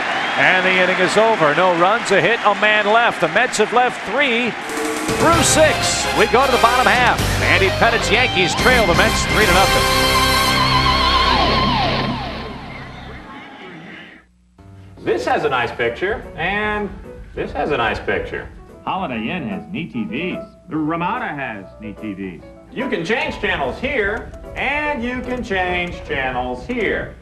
But you'll almost always pay more for the reception you get here than the reception you get here. And maybe that's why last year 23 million people chose Ramada over Holiday Inn. All things being equal, we're better. So call 1-800-2-RAMADA. I come to America with only 1 pence and map of Kentucky. Today I have own beer tray and put it in Coors Light only. Coors Light, refreshing like Rocky Hills, cold. In old country, I had nothing. Here in America, a man get on beer tray and proudly yell, Coors Light! Now people want me. I am more than just a man. I am beer man. A storm rolling in, and Mom's not due for another hour. Hey, what about me? A pretty tight spot, unless you have MCI. Starting to leave. The kids dial one special number, and that one call goes to Mom's office, then to her cell phone, then right to her. Get in, I'm so glad you called. And Mom rolls in right before the storm. Let me in the phone booth, Mom. There's no room, you dweeb. Dweeb, dork. The incomparable facade of Yankee Stadium. Oh boy, what a treat it is to step into this hallowed hall of Major League Baseball. You can't help, if you're a fan of this game, from getting the chills to walk down on that field where Babe Ruth, Lou Gehrig, Yogi Berra, so many great performers played in Yankee pinstripes through the ages. That, however, not one of them. That is the guy that signed me to play my first professional baseball game. That's my scout right there. You know, they have a monument parked out with all the numbers that have been retired behind the left field fence and left center field, and the monuments out there. That is really terrific to walk out there and see all the 3 big monuments of Ruth and Gehrig and Miller Huggins. It really is something. They're saving the spot. They're going to put one up for Mickey Mantle just behind the front 3.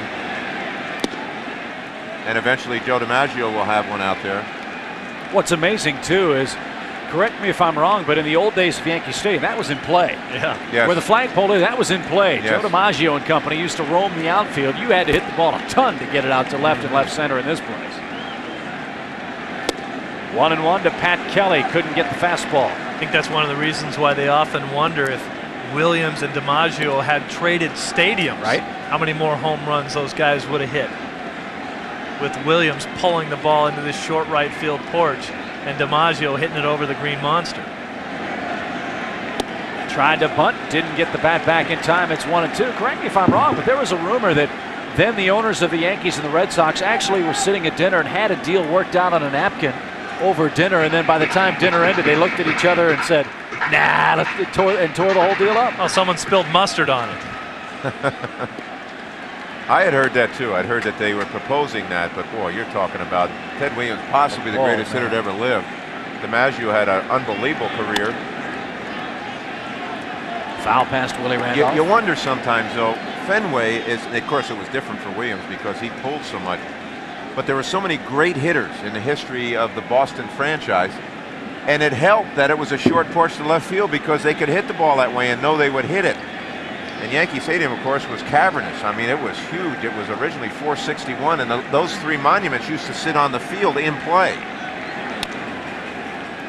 Kelly they fouls figured it out of play. So far out there, no one's going to hit it this far anyway. Might as well put him in play. You know, I used to like the line that Ted Williams used to use when they'd put the shift on him, because he always pulled the ball. He always got up on top of the plate and wanted to hook the ball into right field.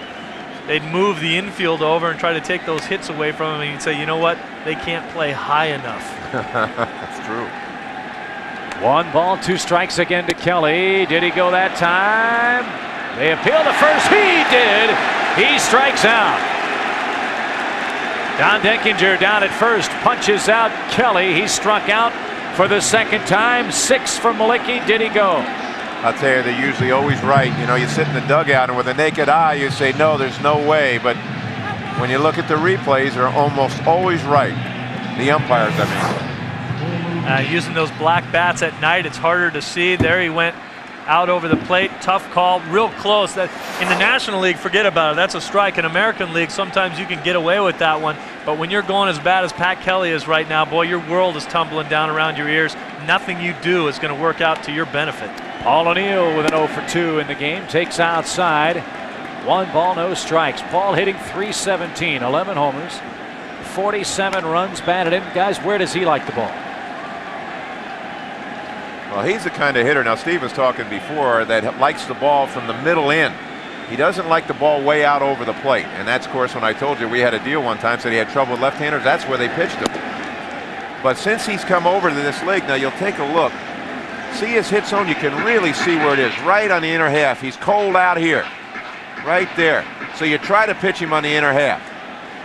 I should say on the outer half. And that's why when he had come to the Yankees, Buck Showalter, then the manager, used him sparingly against real tough left-handers to get his confidence built up. Because when you watch O'Neill hit now, he lifts his leg, tries to stay back. He can drive the ball now to left center field. When he was with the Reds, he didn't do that much. He was a hooking pull hitter. You know, one of the things that you mentioned before the broadcast too, Jeff, is the fact that late in the count, when he's behind in the count, he's not afraid to take that ball that's in and flip it into the left center field gap for it and drive it out there, which is something that he never did before, especially late in the count.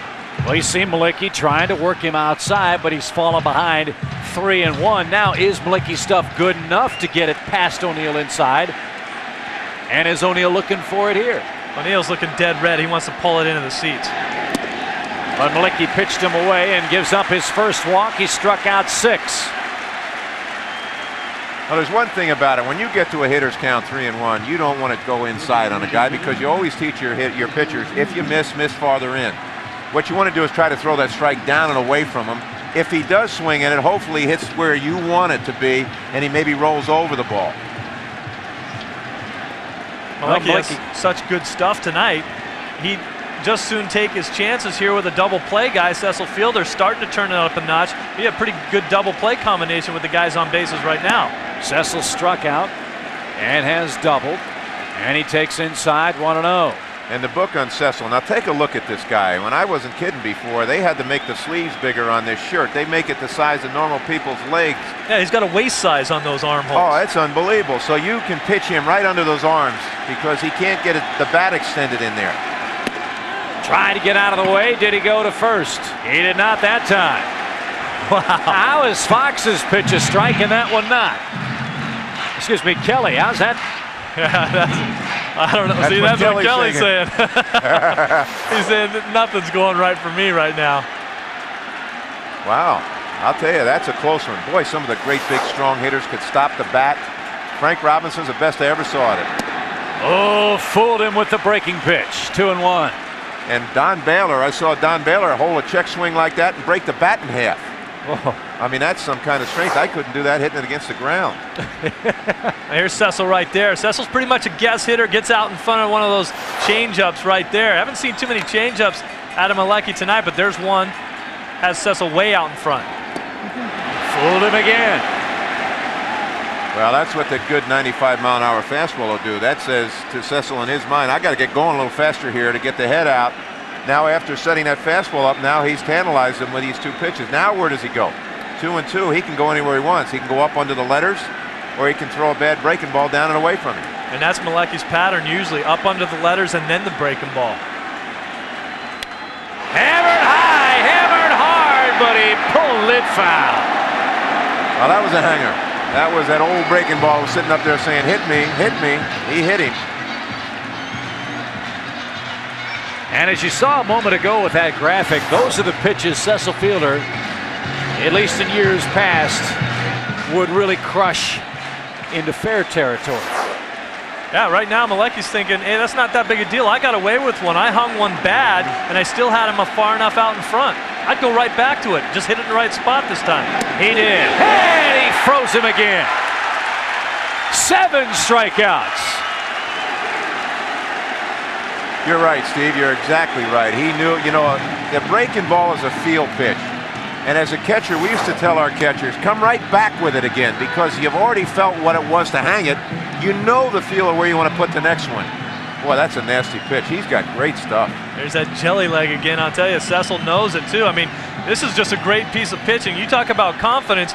Here, you throw one, you hang it up there, and a guy hits one 500 miles just foul, and you have the guts to come back and throw it again. I like that.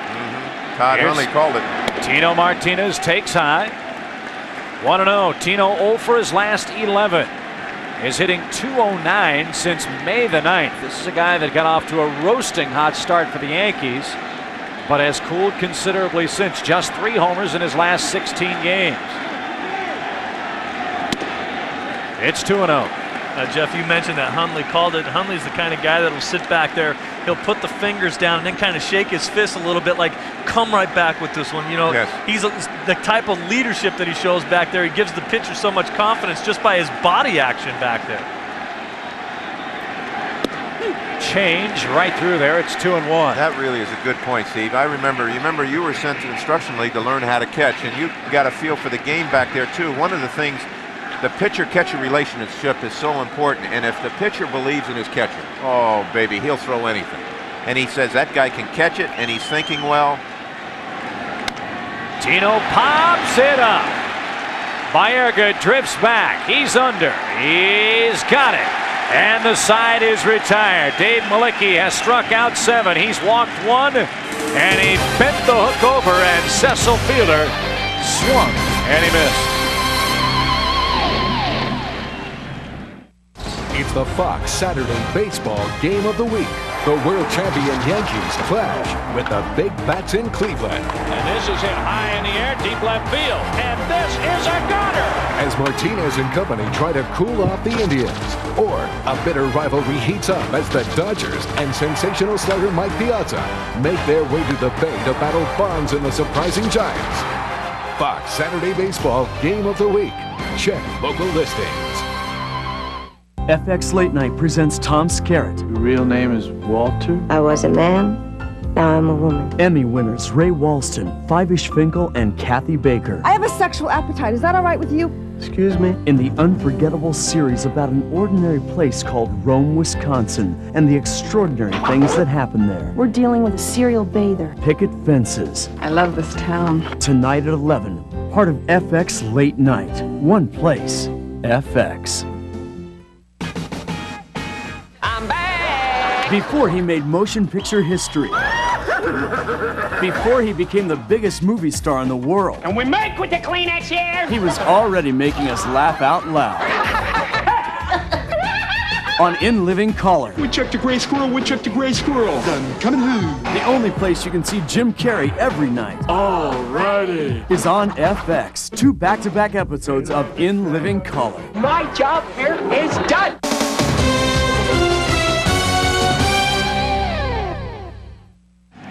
Well, what a pitcher's duel we have on Major League Monday. Dave Mlicki and his Mets lead Andy Pettitte and the Yankees 3-0 as we move to the 7th inning. And friends, tune into FX this weekend.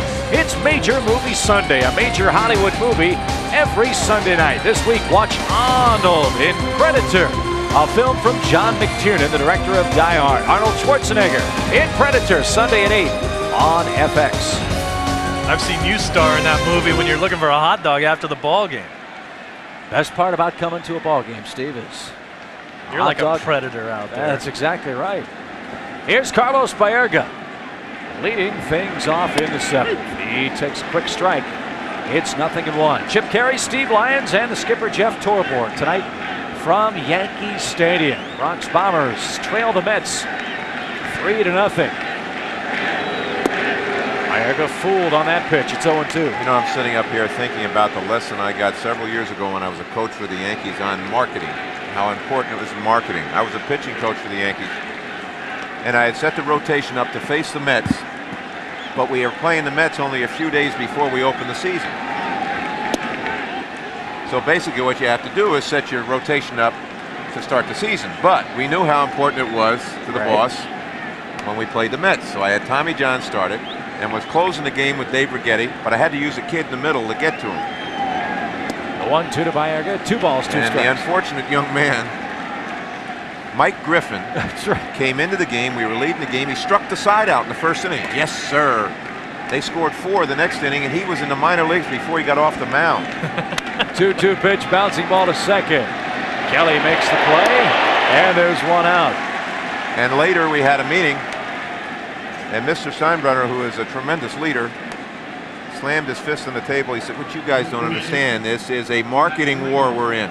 And you know, we're thinking about setting up for the season." I said, "Yes, sir. Yeah, I agree with you." Yeah, it was once said that in Steinbrenner's 2nd year of owning the team, I think 1973 or somewhere in that area, some Yankee brass were congratulating themselves for drawing 150,000 fans for a 4-game series.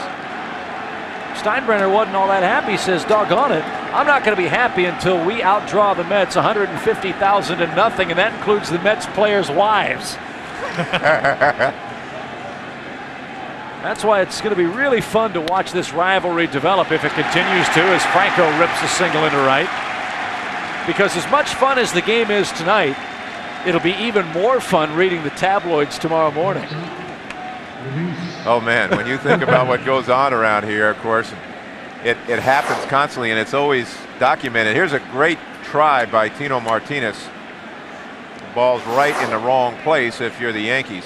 But you know, a lot is said about Steinbrenner. I worked here as a coach for 10 years. He is an outstanding owner. And I'll tell you why he is, because he wants to win as much as you want to win, and he's willing to put his money where his mouth is. He's also a fan. He can be impetuous, you know, where he says, "I want this done this way," but I'll tell you, he's a tremendous owner.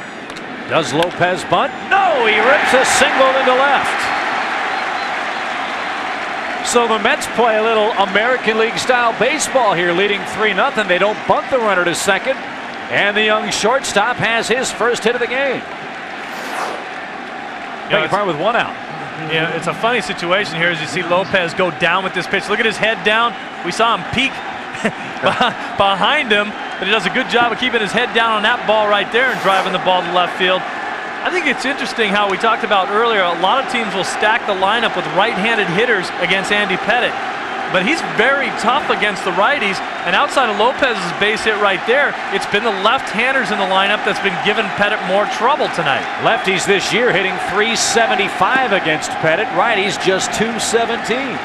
And I'll tell you, I had a conversation with Carlos Baerga earlier today, and I said, have you thought about maybe going up and facing him left-handed? And he said, you know what, if I go 0 for 3 in my first 3 at-bats, I might think about it. Well, he's 0 for 3. He may have to wait a while to face Pettitte again. Pitch outside to Johnson. 2 balls, no strikes. The Mets want to break it open right here. They've put together their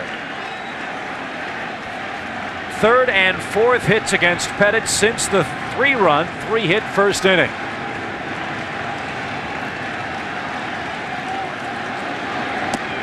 Strike called outside corner. It's 2-1. Well, that's amazing. Lance Johnson is a guy that really looks fastball. He tries to go fastball till he's got 2 strikes, and they didn't even give in then. They made a perfect pitch, 2-0. And as we mentioned earlier, Lance has been out of the lineup for over 5 weeks. That's tough coming back against a tough left-hander like this for Lance, who's a whaler. I mean, he doesn't like a lot of walks. He's up there hacking. Missed outside, 3-1. He does have that Sadahara leg kick going there. Does. Something I have not seen from Lance Johnson any other time. Well, I've seen him do this before, but not quite as exaggerated. I've seen him lift his leg, but you know, that takes a great deal of timing, and he's just come back. And maybe that's what he's trying to get, his timing, but I don't understand that. Because I agree with you, Jeff. I think it's harder to time the pitch while doing that. He may be thinking it's helping him get his timing by lifting the leg. I don't understand the philosophy right here, but you know, I didn't lead the league in hits ever. Well, you know what I think can help him? If you got a guy who lifts his leg like that, just make sure you do it early enough. You can't do it all at the same time. Get it back down. Get it up early. 3-2 to Johnson. Runners lead. A little swinging number to the mound. Pettitte fields, spins, fires, close play, got it. Franco to 3rd, Lopez to 2nd. Johnson retired, 1-3. Well, watch him lift his right leg. A lot of guys will do this for a timing, but almost like a pitcher. But see what happened? He got it down so fast, and then his hips came open. So he pulled off the ball. If you're going to use that kind of stance, you've got to lift your leg early and quietly, not quick. Right. You lift it up. Now, Sadahara, the great Japanese home run hitter, lifted it very slowly and brought it up, and he'd almost stop up there. And then when he put it down, he didn't stride very much. He turned on the ball, but Lance was trying to do it all at once. Paul O'Neill used to have a much more exaggerated leg kick. Bernard Gilkey takes outside. As you see the Fox box in the upper left-hand portion of your screen, the dot signifying Mets runners. Franco at 3rd, Lopez at 2nd, 2 outs. Mets up 3-0. Well, I'd love to see Gilkey push a bunt towards the right side of the infield right now for a base hit. Change misses low. Unfortunately, here's a guy who used to do a lot more of those things, but because of the year last year, he's expected for more driving the ball into the gaps and out of the ballpark with the home runs that he hit last year. But there are times when you take a guy who's with an excellent athlete that Gilkey is, no reason why he can't drop a bunt down and get one of these runs in. He takes high. 3 balls, no strikes. How do you let him hit here? I think you can here. When you're thinking about this situation, you've already got a 3-run cushion. You got a guy who's already got 2 hits tonight. You're trying to get him out of a slump. Why not let him wail away here? See what happens. Because you got a left-hander on deck, even though he's a very good left-hander in Orud. And they don't mess around with Gilkey. Got to have a lot of discipline as a hitter right there to make sure you don't swing at a bad pitch. I'll tell you, that was something that I never had. I mean, I wasn't a good enough hitter to try that anyway, but 3-0, I figured he's going to have to throw me the same pitch 3-1, so I might as well get a good look at it. And I don't want to be swinging at a bad pitch right here because I just wasn't that disciplined a hitter. 3-0 pitch. Hey, if you walk me, you made a big mistake anyway. I'll take the base. The Yankee bullpen starts to get busy. The tall Australian left-hander Graham Lloyd starts to get busy. John Orud digs in. He doubled home the first Met run in the first. He's hitting .441 with men in scoring position tonight. A chance to bust this thing open in the 7th. Pettitte works off the windup now. Ball 1. Now here's the hit zone on John Orud, right where they just tried to go with that last pitch. You can pitch him down and away, right out here, and you can pitch him hard up and in. But baby, watch out in this zone in here because he can turn on you and he can hit it all over the field. And when you watch this nice quiet bat, this is why his head doesn't move much. 1-0 pitch goes the opposite way for a base hit. 1 run scores. Here comes Lopez. The throw from Witten. Cut off. It's 5-0. When he's going good, he goes the other way. Absolutely, I was going to say right there, that pitch down and into him is a ball that he can handle and drive the other way.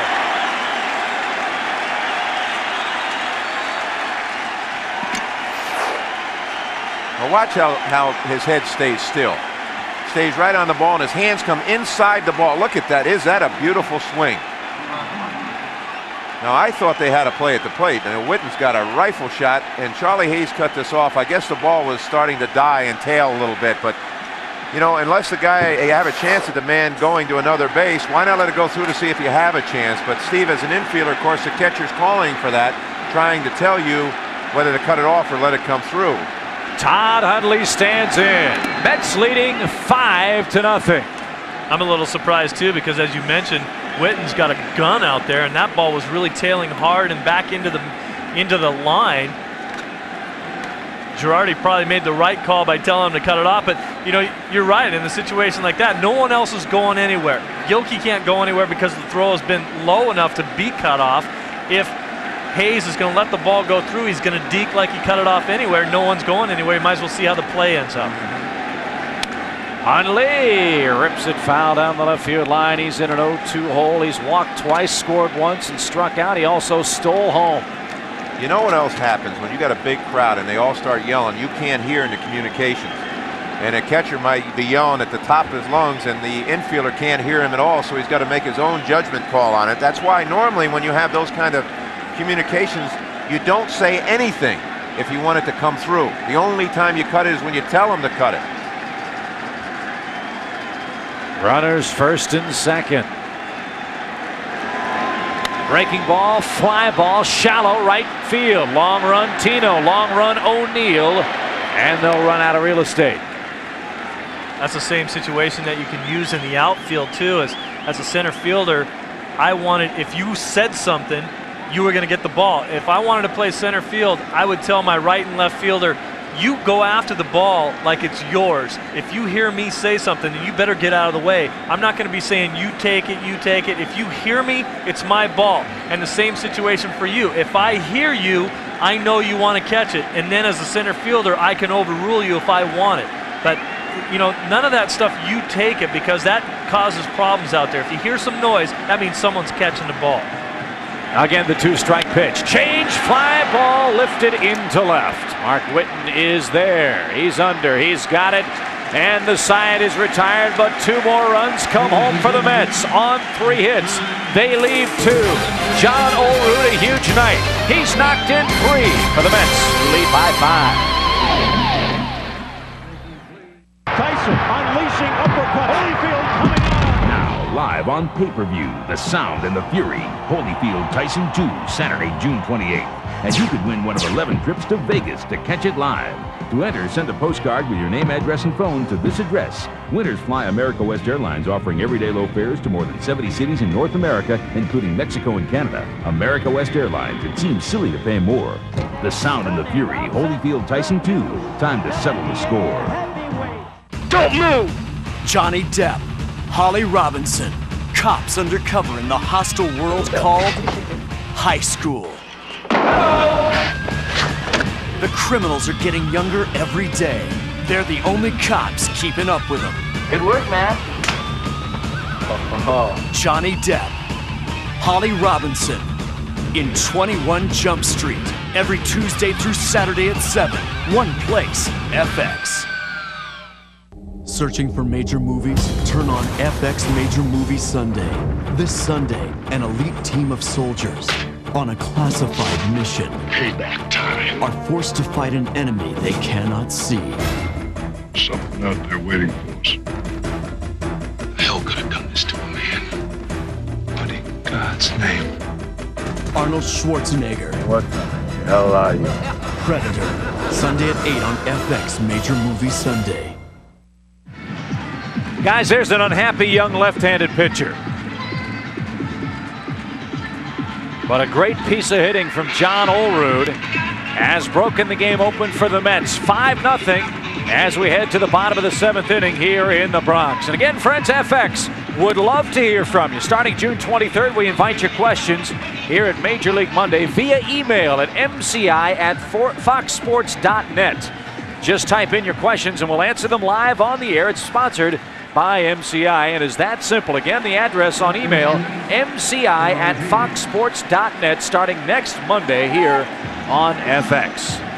Chip Carey, Steve Psycho Lyons, and the skipper Jeff Torborg from Yankee Stadium, where the Bronx Bombers are running out of outs. Dave Mlicki needs 9 more to claim the win for the Mets in the opening round of the Subway Series.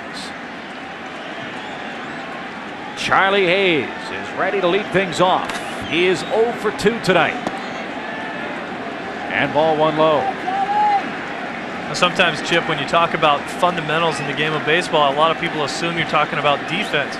You can do a lot of things wrong offensively, and I think that one of the reasons why the Yankees are not in this ball game right now, trailing 5-0 in the 7th, is the fact that fundamentally on offense, they've done a poor job of getting guys over from second base into scoring position. They could easily have at least 3 runs tonight if they would have just, they've had a leadoff double, they've had a couple 1-out doubles, and unable to score those guys from second base because of bad offensive fundamentals.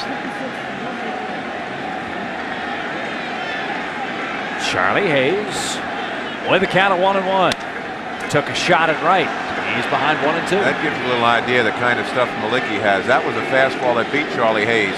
It made it look like he was going to right. He was just slow on that. He couldn't get the head of the bat around.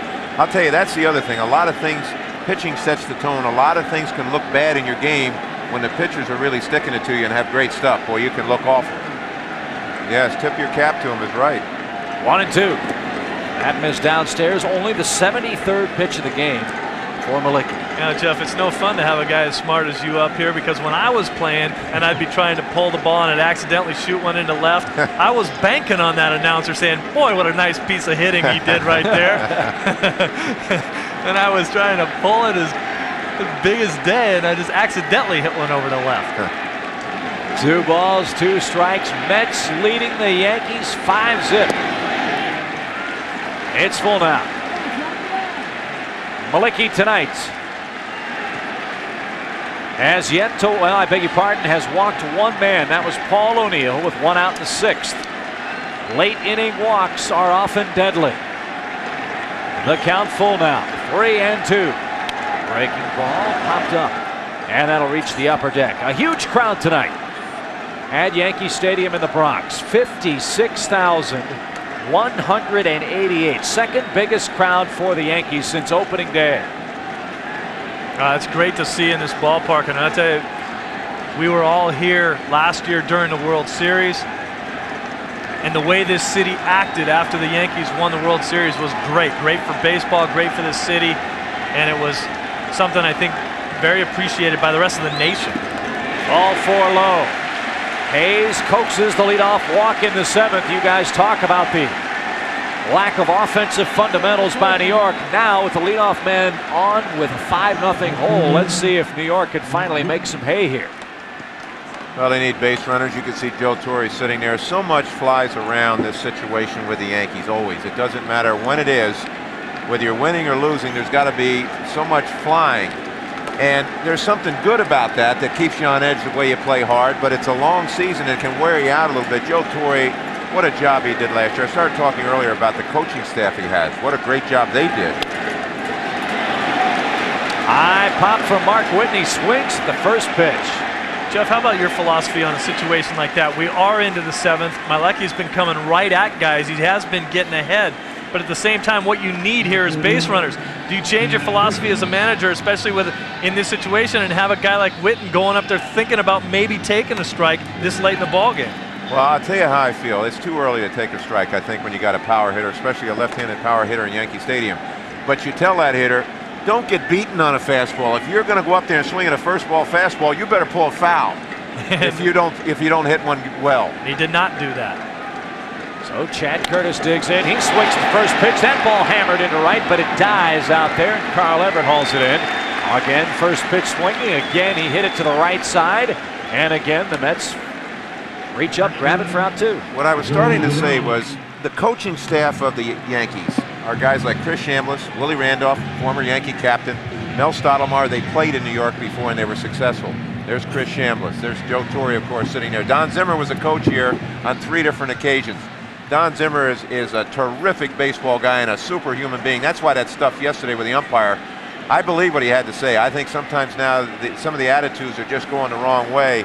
And I know it can, you can get edgy as an umpire. I realize that. But anyway, to make a long story short, I think because of the kind of coaching staff the Yankees had last year, they made all the newcomers they had feel welcome coming to New York. Tell them how to do it. Joe Girardi was a new guy to New York. Don Zimmer had him when he was coaching with the Rockies. But it is not easy to play here. And we came into this game talking about it. The pressure is on the Yankees. They are expected, defending world champions, the Yankee mystique, to beat the Mets around. They're supposedly all beaten up. It is tough on them. That pitch bounced up there. It's 1-1. Good stop by Hundley. Great job. Hundley is unbelievable. When David Cohn was pitching with the Mets, he's got as good a forkball as you're going to find, and he bounces maybe half of them, and people swing at the other, half of that half. And there's Coney sitting on the bench. Well, Todd Hundley, as a young kid, was so good. I mean, he was textbook on the ball in the dirt. And, those kind of things you work hard on, but part of it is an attitude. See him drive his head down. You're not afraid to take a beating. I mean, those hurt. If they don't hit the chest protector, they hit skin and shoulders. And Mlicki fields his position. Throws out Girardi. The Yankees again get a leadoff runner. Witten and Curtis swing at the first pitch, pop out and fly out. Girardi on 3 pitches, grounds out to retire the side. We go to the 8th in the Bronx. The kids from Queens leading it 5-0.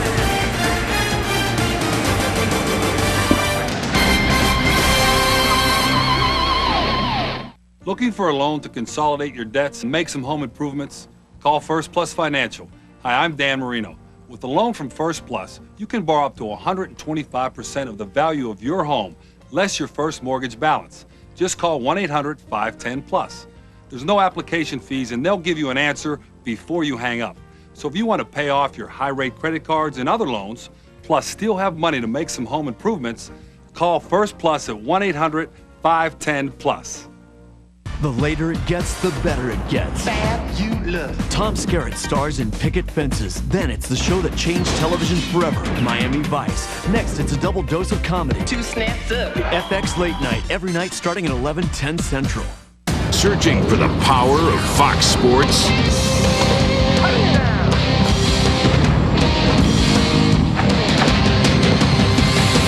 You'll find it on FX, Fox Gone Cable. Searching for action, adventure, and attitude? I'm a damage that sucker with this. FX Primetime kicks off the night with the one team to turn to for explosive thrills. Congratulations. You just hired the A-Team. Hannibal, Murdoch, Face, BA.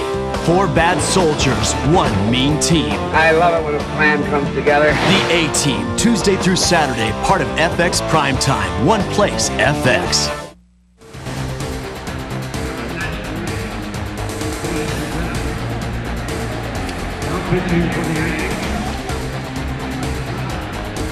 Chip Carey, Steve Lyons, the skipper Jeff Torborg back at Yankee Stadium. Baseball Monday on FX. The Mets jumped on Andy Pettitte with 3 runs in the first. They've added 2 in the 7th. They've chased him.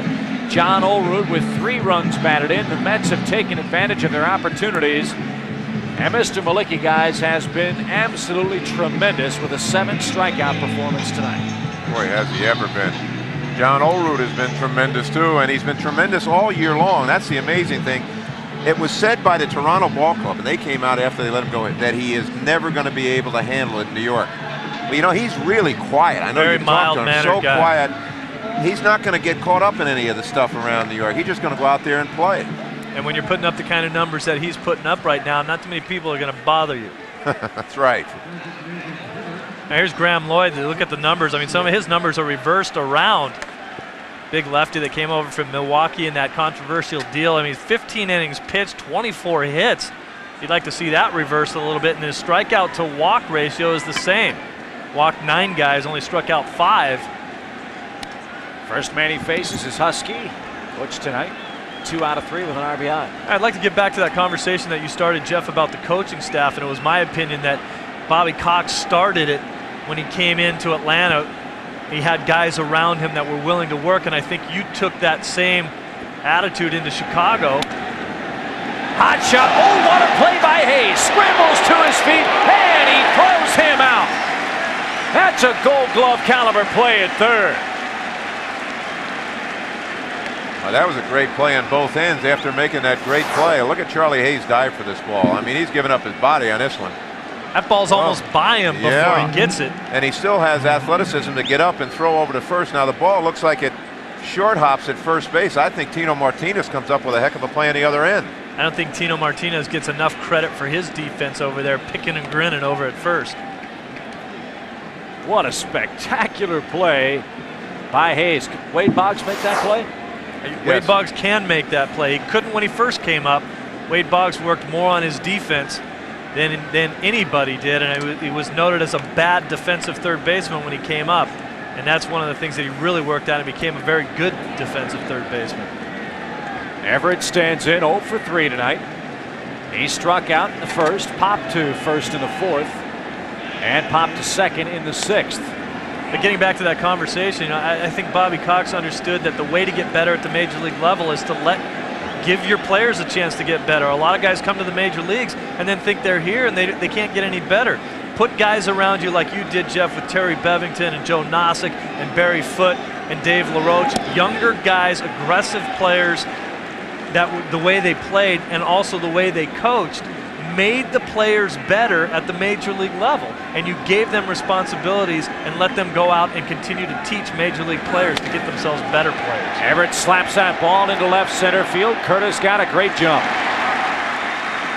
Steve, I really agree with you. You know, so much, it used to be in the old days that ball players were more seasoned when they made it to the big leagues.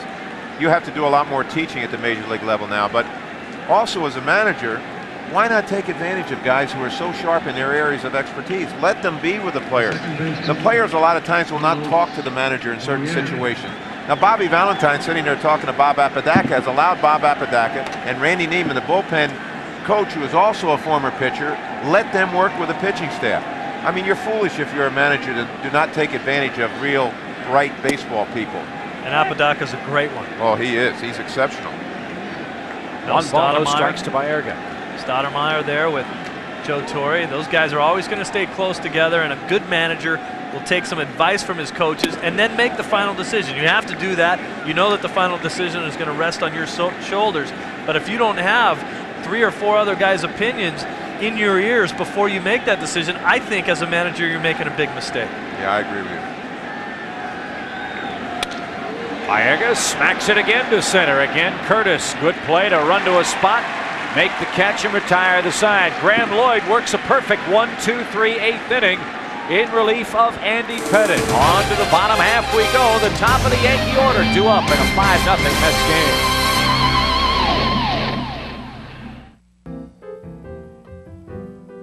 Baseball is a game. It's about hitting, it's about catching, it's about throwing. But most of all, it's about having fun. Why do some ball players dip or chew tobacco? I don't really know, but what I can tell you is it doesn't make them better ball players. And when they try to quit, it's not fun. So please, do yourself a favor, just play the game. Message furnished by Major League Baseball and the Major League Baseball Players Association. Searching for Fox suspense?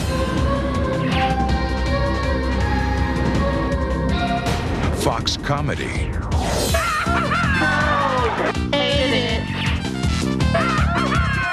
Fox action?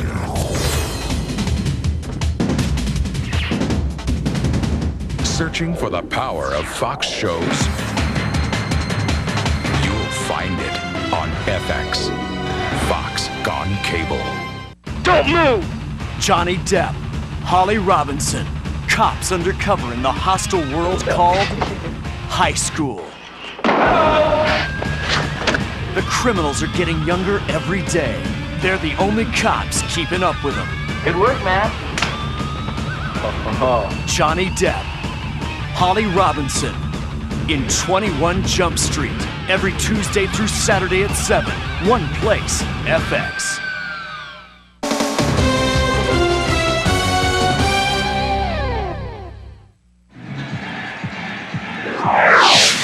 Big crowd on hand at Yankee Stadium tonight. 56,000 plus strong here in the Bronx. And they've seen a dandy. The Mets lead the Yankees 5-0. Again, friends, coming up after our game, catch the hilarious antics of Jim Carrey and the rest of the cast of In Living Color, followed by the award-winning Picket Fences at 11 o'clock, 10 o'clock Central Time. All coming up after Baseball Monday tonight on FX. Top of the Yankee order here in the 8th inning. Jeter, Kelly, and O'Neill. It's been a tough night for the American Leaguers.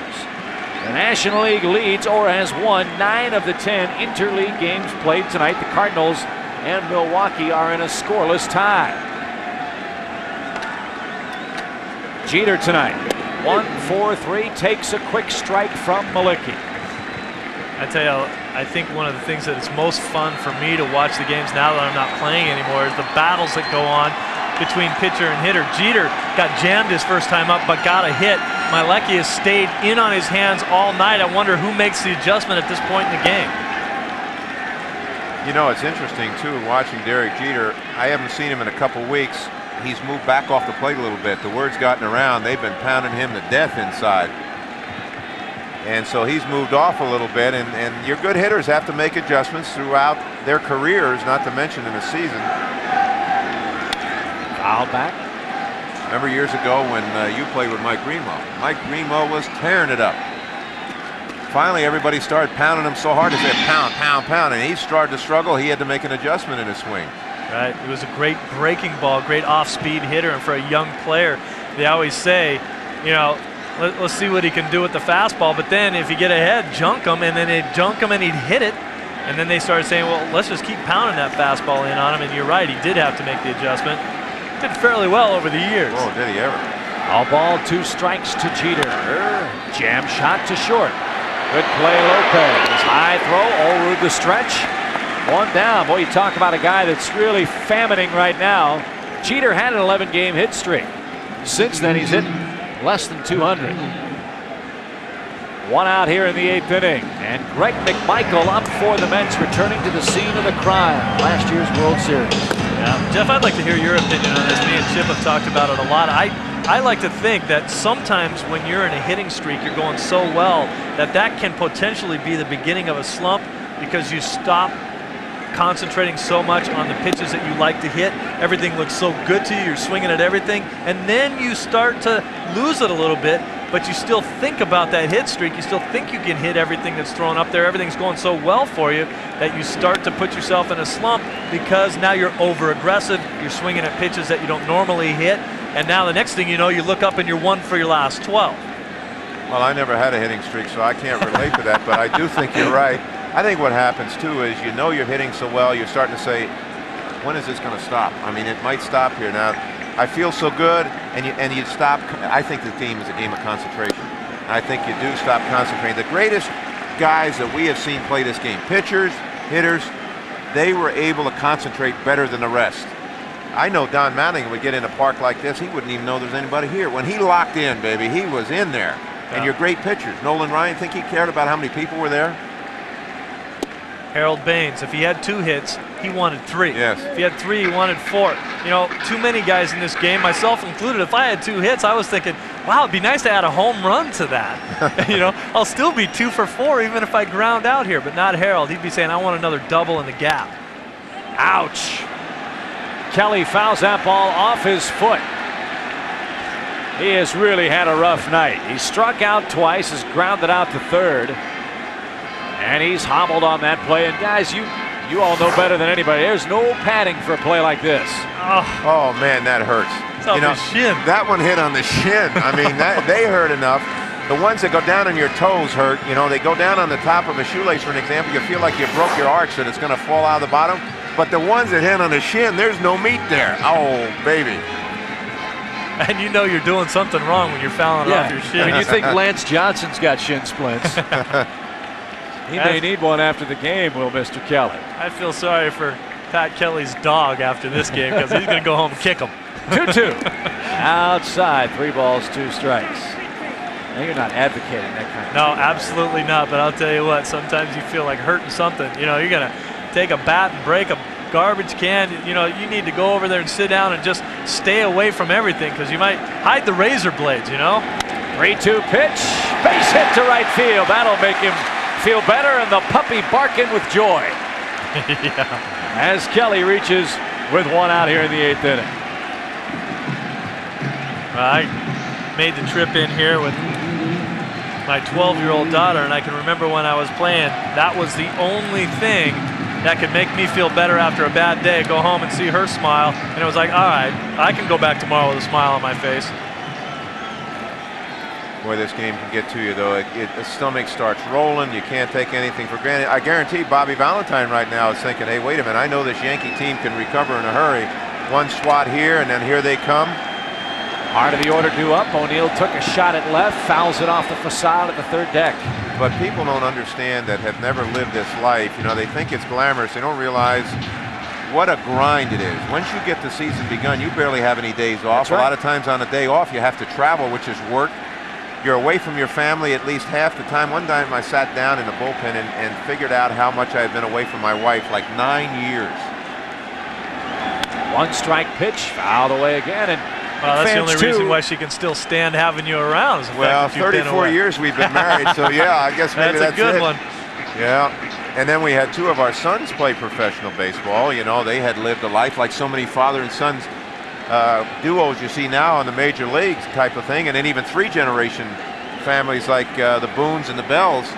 But we had 2 of our kids play. They loved the life, but they too, there were times that the wife was the only one there raising those children, and it is not an easy life. No balls, 2 strikes to Paul O'Neill. This time with a breaking ball. But obviously it could be very rewarding monetarily and from the standpoint of accomplishing something. The difference that I found coming up in the booth is that you don't have that exhilaration of winning. You don't have that awful feeling of losing either. Right. But unless you're down there in the middle of the fray, you just don't have the same feeling. Certainly tough to get it out of your blood, as we both know, or else we wouldn't be sitting here. O'Neill rips it into left field. There's a good piece of hitting by O'Neill. Well, this is what Jeff had talked about earlier with Paul O'Neill, that in his hitting zone, if you throw the ball away from O'Neill, he's not the best of hitters until he gets to 2 strikes. Then he's able to flip the ball out. We'll see where this pitch location is. Out away from him, head down, good extension, and great balance. You see him, he's not out in front of his front foot. Waits on this breaking ball to get back in the zone, and then just shoots it into left field there.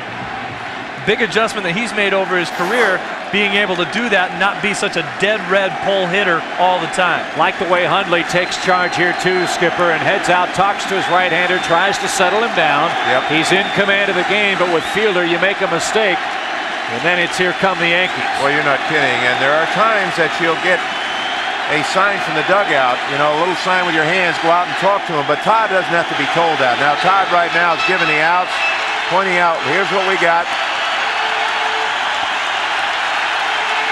You know, that's great camera work we got there on O'Neill. That is, the guys down below, boy, what a great job that was with the camera work. Here's Fielder. The crowd tells you the importance of this at-bat. What I love about this situation right here is Mlicki comes into this game with a 2-5 record. We've seen him dominate tonight, and Bobby Valentine right now is letting him get in trouble.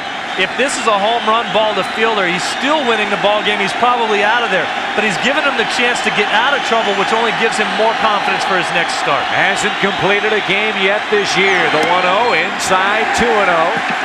Mlicki has worked 8 innings twice. He lost his second start, beg your pardon, took a no decision in a game the Mets lost in his second start 3-2 at Los Angeles April 9th. And took a loss against the Marlins on June the 4th. He went 8 innings. The Mets lost that game 5-2. Fielder, bouncing ball left side. Oh, good play, Franco. Can't get the ball out of his glove. Gets 1 at second. And the Yankees have him first and third with 2 outs now. Well, that was a nice play by Franco, but you're right. He could not get the ball out of his glove, and you've got to make sure of one. So you're not going to try to rush it and throw the thing away and have a big inning. That's a nice play. That's not an easy play, that short hop. And all of a sudden, it almost looked like he couldn't get untangled. You know, he's almost going to shot put it over. But, Steve, you made a very good point. What a manager tries to do with a pitcher like this, he's not going to let him lose this game. He will never get that far. That's why McMichael's up in the bullpen. But you're right. He's building here. He's building to the future. This is his game right now, but how long? Hitter by hitter now. He'll go one hitter at a time with him. And again, this is a guy that came into this ball game 2-5. And you look at the guys he's facing, Fielder and now Tino Martinez. If he gets out of this, Apodaca walks over and says, look at the guys you faced. Look how long you've gone into this ball game, and look at the job you just did. You can do it every time out. Yeah, Cecil Fielder's hit the ball out of the infield one time. Tino Martinez hasn't hit the ball out of the infield yet. Paul O'Neill struck out, grounded out, singled sharply to left his last time up. I mean, he's done a great job with the heart of this New York order. And what you were talking about earlier, Steve, about the coaching, that's teaching going on constantly. That's a building of a confidence. That's kind of a psychological stroking leaving him out here. It'd be easy just to say the minute there was some trouble, yank him out of there. But he's not doing that. Managers do a lot of things where they try to think about the feelings of the player. 2 balls, no strikes. Tino digs in, fouls it away down the left field line. And all that would do for the pitcher would make him be looking over his shoulder anytime he starts to get in trouble. He's looking not only to be taken out, but at the same time, he's never has to put himself in a situation where he can get himself out of the trouble when he has to. Bad feeling to be looking over your shoulder. Oh, man, you can't play this game like that. You can't manage it, you can't coach it, and you can't play that way. You got to play with confidence and aggressiveness. The 2-1. 3-1. The same thing goes for a manager. If he's sitting in that dugout afraid of the moves now, he's got to justify every move to an owner or to the... You can't do that. Joe Torre right there is going to manage from his gut. What feels good, what he thinks is right, he can't worry about what other people think. It's like you said, Jeff, in this business as a manager, you're going to get fired sooner or later. You might as well go down your own way. That's right. First and third, the 3-1 to Tino. Oh, what a rip he had. And he fouled it back. Again, Martinez 0 for his last 12 for the Yankees. Hitting .209 since May 9th. Now, this was a hitter's pitch here, 3-1, and he's trying to rip. The ball's just a little too high, and he misses it. Now, what you see with Tino, he'll change his stroke now. Normally, anyway, he might try to yank one tonight with all this emotion out here, but he'll take the ball away right now to left field with 2 strikes on him. Mlicki, the old fake to third, fake to first. I'll tell you what, a lot of people say, well, that play doesn't do anything. We've seen as good as there is that ever done this in this game. Jack McDowell uses that play. And now to add to that, he pulled one on me one day. He picked the guy off the third, and I almost had a heart attack in the dugout when he threw it to third. He and Robin Ventura had gotten together before the game. Instead of faking the third, throwing the first, went right to third and picked the guy off. And I'm Mlicki has been marvelous tonight. The 3-2. Tino belts it into right field and not so deep. Johnson there. He's under. And Mlicki gets off the hook again. No runs, 2 hits, 2 more Yankees left stranded. And the Bronx Bombers frustrated after 8 on their home field. You've done the math and figured out that you can consolidate bills and still afford to make some home improvements. But the lenders tell you that you don't have enough equity. Hi, I'm Dan Marino. If this has happened to you, call First Plus Financial at 1-800-510-PLUS. They'll lend you up to 125% of the value of your home, less your first mortgage balance. There's no application fees, and you'll get an answer before you hang up. Don't listen to those other lenders. Call First Plus at 1-800-510-PLUS. Tyson unleashing uppercut. Holyfield coming on. Now, live on pay-per-view, the sound and the fury. Holyfield Tyson 2, Saturday, June 28th. And you could win one of 11 trips to Vegas to catch it live. To enter, send a postcard with your name, address, and phone to this address. Winners fly America West Airlines, offering everyday low fares to more than 70 cities in North America, including Mexico and Canada. America West Airlines. It seems silly to pay more. The sound and the fury. Holyfield Tyson 2. Time to settle the score. Searching for major movies? Turn on FX Major Movie Sunday.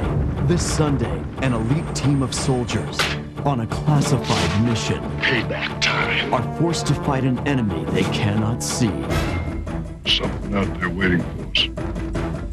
The hell could have done this to a man? But in God's name. Arnold Schwarzenegger. What the hell are you? Predator. Sunday at 8 on FX Major Movie Sunday. It's kind of a Charles Dickens kind of night, Steve. The tale of two cities. It's also the best of times and the worst of times. And you try to win your battles here. Look at Dave Mlicki right here. You talk about the thrill of victory and the agony of defeat. Mlicki, the reaction right there, he knows that he got in on the hands of Tino Martinez. He knows this is going to be an easy pop-up. In contrast, here's Tino Martinez after he swings the bat. He knows he got in on his hands too, and he's saying, darn. And those are Met fans right there reacting to that because they know it's going to be caught. And there's a lot of them in here tonight. And the Mets, the kids from Queens, lead the Bronx Bombers 5-0 as we head to the 9th inning. Youngster Matt Franco leads it off. He's 1 for 3, scored a big insurance run, the 4th of the game, ahead of John Olerud's 2-out base hit. And Franco, a little lofting shot into center field. He's got 2 hits in the game.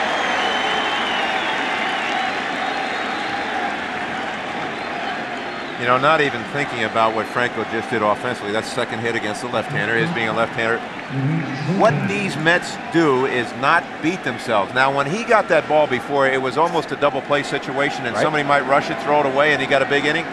He made sure of one. I tell you, I've watched these guys now, and of course, remember when I said the club that I had, we couldn't catch the ball. I mean, when you can't catch the ball, you don't win very often. The Mets teams don't beat themselves anymore. Now Lopez lays down a bunt, makes Lloyd try to field his position. The Yankees can't make the play. And Lloyd almost turns an ankle trying to stop. And there's your point. Exactly. You just don't look good when you don't play good fundamentally a field. No, in fact, Steve, you said it earlier. When you look so bad in your execution, that's when people become frustrated. Not just the owner. That's everybody in town. That's the media. And that's what's going to be out on the streets tomorrow with the papers. I tell you, we said about it coming into this thing. There is pressure on the Yankees in a series like this. It's almost like they can't win. Well, you know the boss is going to be on the phone after this game and be ordering mandatory BFP tomorrow for the pitchers. They'll be out here 2 hours before the game working on plays just like that. And the thing with the Mets right now, they're keeping the pressure on. It's a 5-0 ball game. It's late. Lance Johnson's up here bunting to move the guys over. The things that the Yankees didn't do are the things that the Mets are doing. And as you mentioned, Jeff, this is a potent offense over there in the 9th inning. They can put a 5-spot up on a hurry, so they're trying to get some more insurance runs. A sacrifice by Lopez puts him at first. E1 on Lloyd, puts Franco at second. Johnson faking bunt ahead now. 2 balls, no strikes. He's 0 for 4 in the game. You know, Chip, Jeff took that club in the late 80s of the White Sox and made them a winner from being one of the worst teams in baseball in 1989. And one of the battle cries was, do the little things. Remember that? We had signs up in the stadium, do the little things, and that's what it's all about. You get the guy over when you have to bunt. You hit the ball to the right side. You make the plays in the field. You do the little things that don't necessarily show up in the box score, but they show up in the final score. Johnson ahead 3-0. Swinging away, bouncing ball to second. Good play, Kelly. Jeter won't be able to turn it as Johnson with blazing speed easily beats the rapid first. Now the Mets have him at the corners, first and third with 1 out. That's the luxury of a 5-0 lead in the late innings. We know you were talking earlier, Chip, and go along with what Steve was saying. I guarantee the Yankees have PFP at least once or twice a week. In the old days, when you came out of spring training, pitchers never took fielding practice after that. But I saw something being done at Shea Stadium yesterday. While the regulars were taking batting practice, there were guys bunting in the bullpen, and I've never seen that before. I saw the Yankees do something during the World Series. After this pitch, we'll talk about it. In the World Series last year, before game 4 or 5 in Atlanta, the catchers were being thrown balls in the dirt in the bullpen. I thought, oh my gosh, suppose somebody catches one in the finger. Well, they were using a softer ball, but I have never seen that before. They were still instructing at that point. Outside to Gilkey. That's why in some of these interleague matchups, when the American League managers are talking about holding their pitchers back so they don't have to pitch in the National League Park, so that they don't have to go up there and hit, I can see some validity to it, but at the bottom line, these guys are athletes. If they can't go up and swing the bat without getting hurt, or worried about hurting them. I think we're overdoing it. Just another reason why you should get rid of the DH. That's the reason why you should have the DH, so he never has to run up there in the first place because those pitchers, they have such a lousy. Hey, they're hitting a hefty 111, Steve. I mean, that's an average you would have been proud of. You're right, but I didn't pitch. Why don't we just bring the DH into both leagues? It'll make it easier for everybody. You know, I agree with you. I don't think that's one of the weaknesses, and there are a lot of weaknesses. There always are. One of the weaknesses is when you have two sets of rules. That really supposedly hamstrings the American League clubs because a lot of their offense is built around their DH. I don't want to go to the ballpark and see a pitcher hit. And we talk about the strategy of That's the National what I was League. gonna ask Jeff, you've been in this situation. How much of an effect does it have on strategy in the American League, the DH? Well, it's a different strategy. You don't have to worry about the pitcher coming up in offensive situations. That's why the American League has much more hitting, much more offensive numbers over there. You've got an extra hitter in there. You don't have the pitcher, and you can keep your starting pitcher in longer, even if he's losing. Me and Chip love to fight about this. I keep telling them the only strategy that's in the National League, and everyone says there's so much more strategy in the National League than the American League. Well, that's because the pitcher hits. There's your strategy. You have to find a way to get that pitcher out of the batter's box, to get the pinch hitter in there, to do a double switch, all because he can't hit. If he could hit, we wouldn't worry about it. Gilkey sends a drive down the right field line. It's out of play, count 3-2. What about the sacrifice bunt, though? Well, you can still do that in the American League. That's not a big deal. You know, the way we were playing with the White Sox team in the early 90s and won 94 games and then 87, they said we played National League baseball. What we did was play inside baseball. We won 29 games in our last at-bat. Now, that says something about the ability to run bases and put the ball in play. 3-2 pitch again, found back. But the reputation, as you know, of the American League is we're just going to sit back and let Griffey, we're going to let Thomas, we're going to let Bell, we're going to let Franco, we're going to let Matt Williams, we're going to let Cecil Fielder just sit back and jack home runs out of the ballpark. Well, they do that in the National League, too. If you're talking those hitters you're talking about, they hit in the National League, too. Yep. And that's overplayed. I mean, that's as overplayed as me saying that the pitchers are so bad at hitting that it's never any fun. Occasionally, it's fun. Well, I was doing a game on Saturday with these Mets against the Red Sox, and Mark Clark hit a home run. That's my point exactly. And hit the foul pole. But the fact is that everybody remembers that. You know, we're talking about 300 pitchers in this game. Everyone gives me the John Smoltz. He's hitting 400. Well, that's one guy out of 300. Gilkey, what a battle with Lloyd here. Graham can't finish him off. Great catch in the upper deck. Watch Lance Johnson running. He's still running very gingerly on these legs. Now, he was running both those times when those balls are fouled back. One of the toughest things to do when you got leg problems is to slow down after you get going. He's having a difficult time slowing down. It'll be interesting to see if he runs again here. He is. Again, the payoff. Gilkey sends a drive into left center field, but it's playable for Whitten. He's under. He's got it. 2 down. Tagging from third is Franco. He will score the 6th Mets run of the night. A sacrifice fly from Gilkey, his 29th RBI of the year.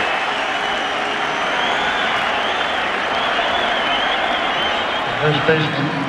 Now, you'll see right here, look at Cookie Rojas, the third base coach. Even the coaches are coaching with emotion. And here goes Franco for the plate. But why was he there? He was there because they have been moving runners, as you said, Steve. They're doing the little things. They get the ball up in the air when they need to. You know, I think that's really important that Cookie Rojas was right on top of the play right there, very close to the base runner, because one of the jobs that I felt that I had as a third baseman in that case was to try to position myself in the way of the sight line for the runner to the guy in the outfield catching the ball. A lot of times that runner has to rely on what's being said to him by the third base coach. 1-0 pitch to O'Roon is skied into right.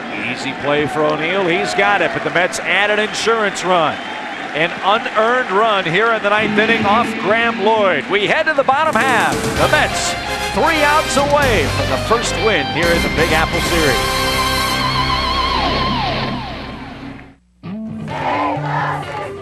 Looking for something to save? How about this?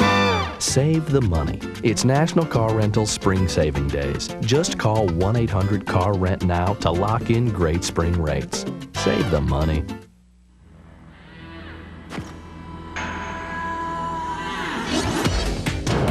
Go for the gold.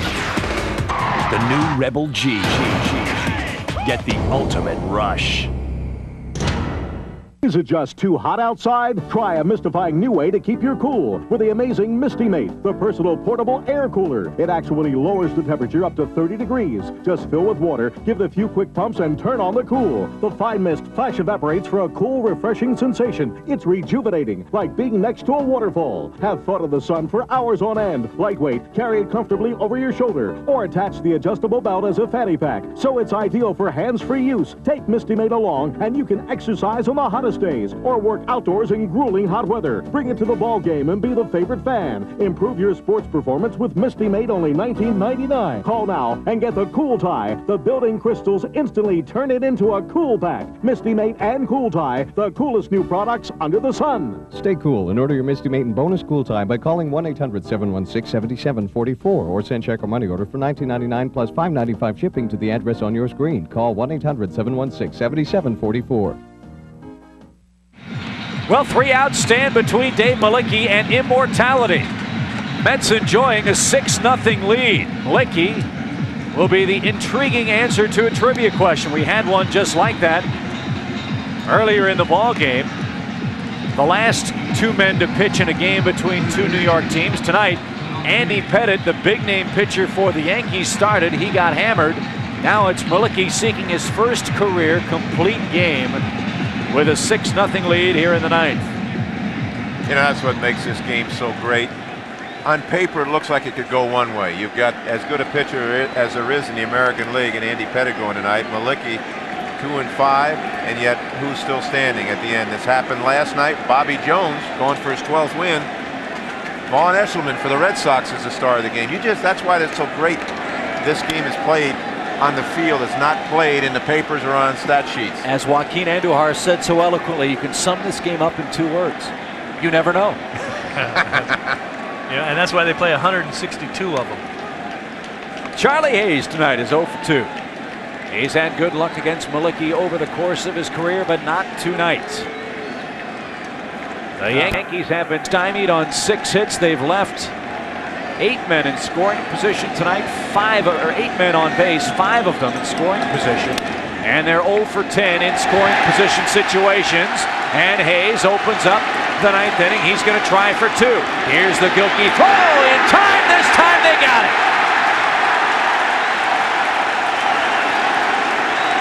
You can't fault the effort, but you sure don't like the result if you're a Yankee fan. Oh, man, that's bad judgment. You can't do that. I mean, aggressiveness is one thing, but you got to be smart. You're 6 runs down. We already said when you go over before a game, you go over the kind of defensive abilities that the team has you're opposing. Bernard Gilkey has led the league in assists the last 2 years. That's his 10th. Wow. And did Baerga miss the tag again? Came close, didn't he? He was getting that. The 10th assist by Gilkey. They ought to know. Well, of course, in the Interleague, you know, that might have been one of the stats that eluded him. But what you talked about, Jeff, is the aggressiveness. We haven't talked about that since the 3rd or 4th inning. Aggressive early in the game when you have a chance, not when you're down 6 runs. Another base hit to left field. This one off the bat of Witten. And hindsight being 20/20, Yankees would have him 1st and 2nd with nobody out. So Hayes runs himself into the first Yankee out. I think Charlie was in Joe's doghouse last week. As I read, I think Joe jumped on him about something, and then something else happened beyond that with a fan. When things aren't going well, that's when you find out what kind of team you got and what kind of personality you have with your team. And of course, the Yankees were up for every problem that they faced last year. After this series they just had down in Florida, they're a disturbed team right now. And coming into this thing, there's pressure on them. Pat Riley, the great NBA coach, has a great theory. He says you squeeze an orange, what do you get? You get orange juice. You apply pressure to a player in any sport at any time of the year, you find out what kind of player you have. And right now the Yankees aren't handling the pressure as well as I think the Yankees would have liked, certainly. And certainly last year Joe Torre's team, a Cinderella story. Well, Jeff, also, I've been a little surprised at some of the comments that I have seen in the paper from Joe Torre. I know that when I played for you, if we had a situation that came up similar to what happened with David Wells getting kicked out of that game, it seems to me your comments may have been, if I was David Wells, your public comments would have been, hey, that was a tough situation for us. It was an emotional moment. That can't happen in that situation, and we'll take care of it. And then behind closed doors, you would have walked up to me and said, hey, that will never happen again. You cannot do that to this ball club. But I've seen some of those kind of comments publicly in the papers here in New York. I'm a little surprised that Joe Torre would use some of the statements that he has publicly. 0-2 pitch, double play ball to third maybe. Out there, not in time at first. Well, I'll address that a little bit. I'll tell you what happens in New York. You have so many writers. Everything's heard. Well, yeah, and they keep asking you over and over and over, and you want to be a stand-up guy. You want to be honest. Joe Torre is the best I've ever seen at working with the media and also protecting his club. I think what happened, it was frustration set in. He was so angry he lost the starting pitcher in the second inning on a play like that. He said what he said because he was furious. But I agree with you. What you try to do is protect your team, and if you have a complaint, you close the door and you talk to the guy. But I think Joe has done some job here, but I think frustration's setting in a little bit. Joe Girardi, bouncing ball up the middle. He's got a base hit. I think that was one of the reasons for my surprise, because of the turmoil that this ball club went through last year and how well it was handled.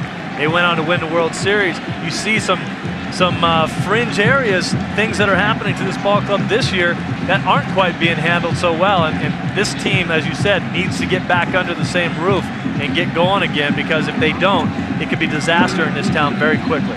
You know what I think happens? You said this town, and that's what happened. You are under a microscope here. You have so many writers, so much in the way of coverage on the radio and TV. I think everything gets blown out of proportion. I think the Yankee team has great character. I don't think they're feeling the pressure. What I think is they want it so badly. They want it for the guys they respect, like their manager and coaches. I think Don Zimmer's getting upset yesterday was one of the best things that could have happened for the club. Unfortunately, it made Don look bad in some places. But it's frustration that you have it in this sure, game. and you got to tip your cap too. The Yankees are facing a Baltimore Oriole team that's off to probably its best start in a decade. 9 games ahead of the Yankees in the same division. That doesn't make it any easier too. I don't know if the Yankees are playing that much differently now than they were at this time last year. Yeah, because in New York, no one cares about what the other teams are doing. They only care about what you're doing. And when you talk about a very talented Baltimore club that's playing very well right now, chasing that team's tough. You're not kidding. If you compare this year with last year with the Yankees, not wins and losses, but their pitching is better this year. They're ranked number 2 this year, where at this time last year, they gave up almost more than a run a game, and they were ranked 5. Where they've gotten hurt, their defense has really been hurting them. And you're looking at the Mets dugout, that is exactly what's helped them. Their defense has gone from last to near the top of the heap in the National League. Mlicki, 1 ball, 1 strike to Jeter. 2 on, 2 outs. He has a vicious hack, fouls it away, and now the Yankees are down to their final strike. A lot of the Yankee fans have headed for the exit. They don't want to hear the abuse. Now the Mets fans rise and roar as their team might be on the verge of taking the first game of the Subway Series. What a job, Dave Mlicki. I think one of the first things I learned starting to work with you, Chip, is when you look at the matchups, and as we talked briefly about Pettitte against Mlicki, you're thinking, hey, there's a situation here where it looks like the Yankees are going to get the best of this. You mentioned to me that there's never a bad game, only a bad broadcast, which really makes a lot of sense. If you sit up here thinking you're going to expect one thing and get something else, hey, you better come in here and expect to get a good ball game from any matchup that you might have. And I think Dave Mlicki has proved that tonight. And hey, this is the first of 3 here in New York. It's going to get crazier as the week progresses. Tomorrow night, David Wells, Armando Reynoso. Then Wednesday, David Cohn against Rick Reed. Mets pitching has been tremendous all year long. This is not a fluke. Apodaca and Valentine deserve a ton of credit. Now the 1-2 to Jeter. Check swing. Did he go? No, he did not. It's 2-2. Don Dinkinger thought long and hard down at first. Look at the practice swings that Derek Jeter is taking now and outside the circle. Just what you talked about, Jeff, about how guys are pounding him inside. And with that swing, he's trying to remind himself, get that hand through there, get that bottom hand through, and get the bat head through the hitting zone. 2 balls, 2 strikes. The Yankees try to avoid the shutout. The pitch. Breaking ball, strike 3 called. It's a new season high for Mlicki. His first career complete game. And what a memorable night for him as the New York Mets beat the New York Yankees in the first matchup between these teams ever, and a 6-0 final score here in this hallowed hall of Major League Baseball. Excellent ball game by Dave Mlicki, and I think once again you have to mention Andy Pettitte was in this ball game, did a nice job for a number of innings. Right-handers gave him some trouble, or the left-handed hitters gave him some trouble. There's a last pitch right there. That's called freezing a guy. Dave Mlicki right there with the win. And how about the reaction? He is pumped. And you don't think they're dancing in the streets of Queens tonight, do you, Skipper? Well, you can see the feeling in the dugout, the guys shaking hands, the coaches shaking hands. This ball club is having fun. When you win, it's fun. When you play good inside baseball, it's fun. You know, you kind of feed off of one another. When you're doing the little things like we used to do, and the fans are starting to appreciate it, and you're together and everything is successful, it's fun. It's great to see a player kind of come of age when he starts to feel that. I mean, when other players see potential, you see potential in a player, the manager sees potential in a guy. Once he starts to realize that, it's one of the best feelings in baseball. And guys, how about these great fans in New York? A well-behaved crowd tonight, 56,000 fans enjoying the Mets and Yankees meeting for the first time. Ah, yes, you talked about appetizers before the main course. This was an appetizer for a great series. Two more games to come in this three-game set. And tonight, the New York Mets have bragging rights to the city of New York. John Olerud of the Mets was fantastic tonight as well. He knocked in 3 of those 6 New York runs as the Mets roll 6-0 in the Bronx. Looking for a loan to consolidate your debts and make some home improvements? Call First Plus Financial. Hi, I'm Dan Marino. With a loan from First Plus, you can borrow up to 125% of the value of your home, less your first mortgage balance. Just call 1-800-510-PLUS. There's no application fees, and they'll give you an answer before you hang up. So if you want to pay off your high-rate credit cards and other loans, plus still have money to make some home improvements, call First Plus at 1-800-510-PLUS. I come to America with only 1 pence and map of Kentucky. Today I have own beer tray and put it in Coors Light only. Coors Light, refreshing like Rocky Hills, cold. In old country, I had nothing. Here in America, a man get on beer tray and proudly yell, Coors Light! Now people want me. I am more than just a man. I am beer man.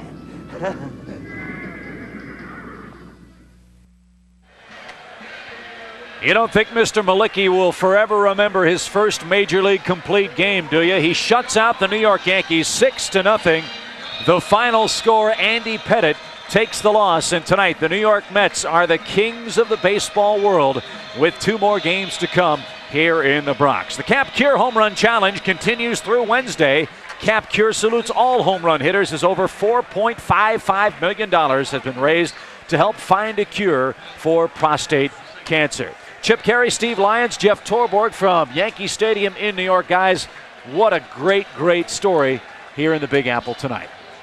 Well, I have to agree. I've been in both these dugouts on both sides of town. This is an exciting thing to be a part of to start with. And pitching sets the tone. Right. And we talked about that right in the beginning. And to watch Mlicki do what he did tonight, that is really fun to watch. And to watch the way this young Mets team came out here right from the beginning. And they play such exciting baseball. You said earlier, Bobby Valentine deserves a lot of credit. Yeah, the Mets played great fundamental baseball tonight, Steve. That was a big problem for the Yankees this evening. Yeah, and it was a big problem for the Mets last year, too. You can see how fundamentals can change around the face of your ball club. And I think Bobby Valentine deserves a lot of credit for the discipline that he brought to this ball club. There was a play earlier in the season where he sat down Ray Ordonez because he didn't hustle out a ground ball. That sets the tone for discipline and demanding respect and the fact that you're going to have to play well in order to play on this ball club. Well, it was a great night in the Big Apple. Tonight, Mlicki beats Pettitte, the Mets beat the Yankees, and John Olerud, the former AL star, knocks in 3 runs. Mets 6, Yankees nothing. For Steve Lyons and Jeff Torborg, I'm producer Mike Helling. This is Chip Caray. So long, everybody.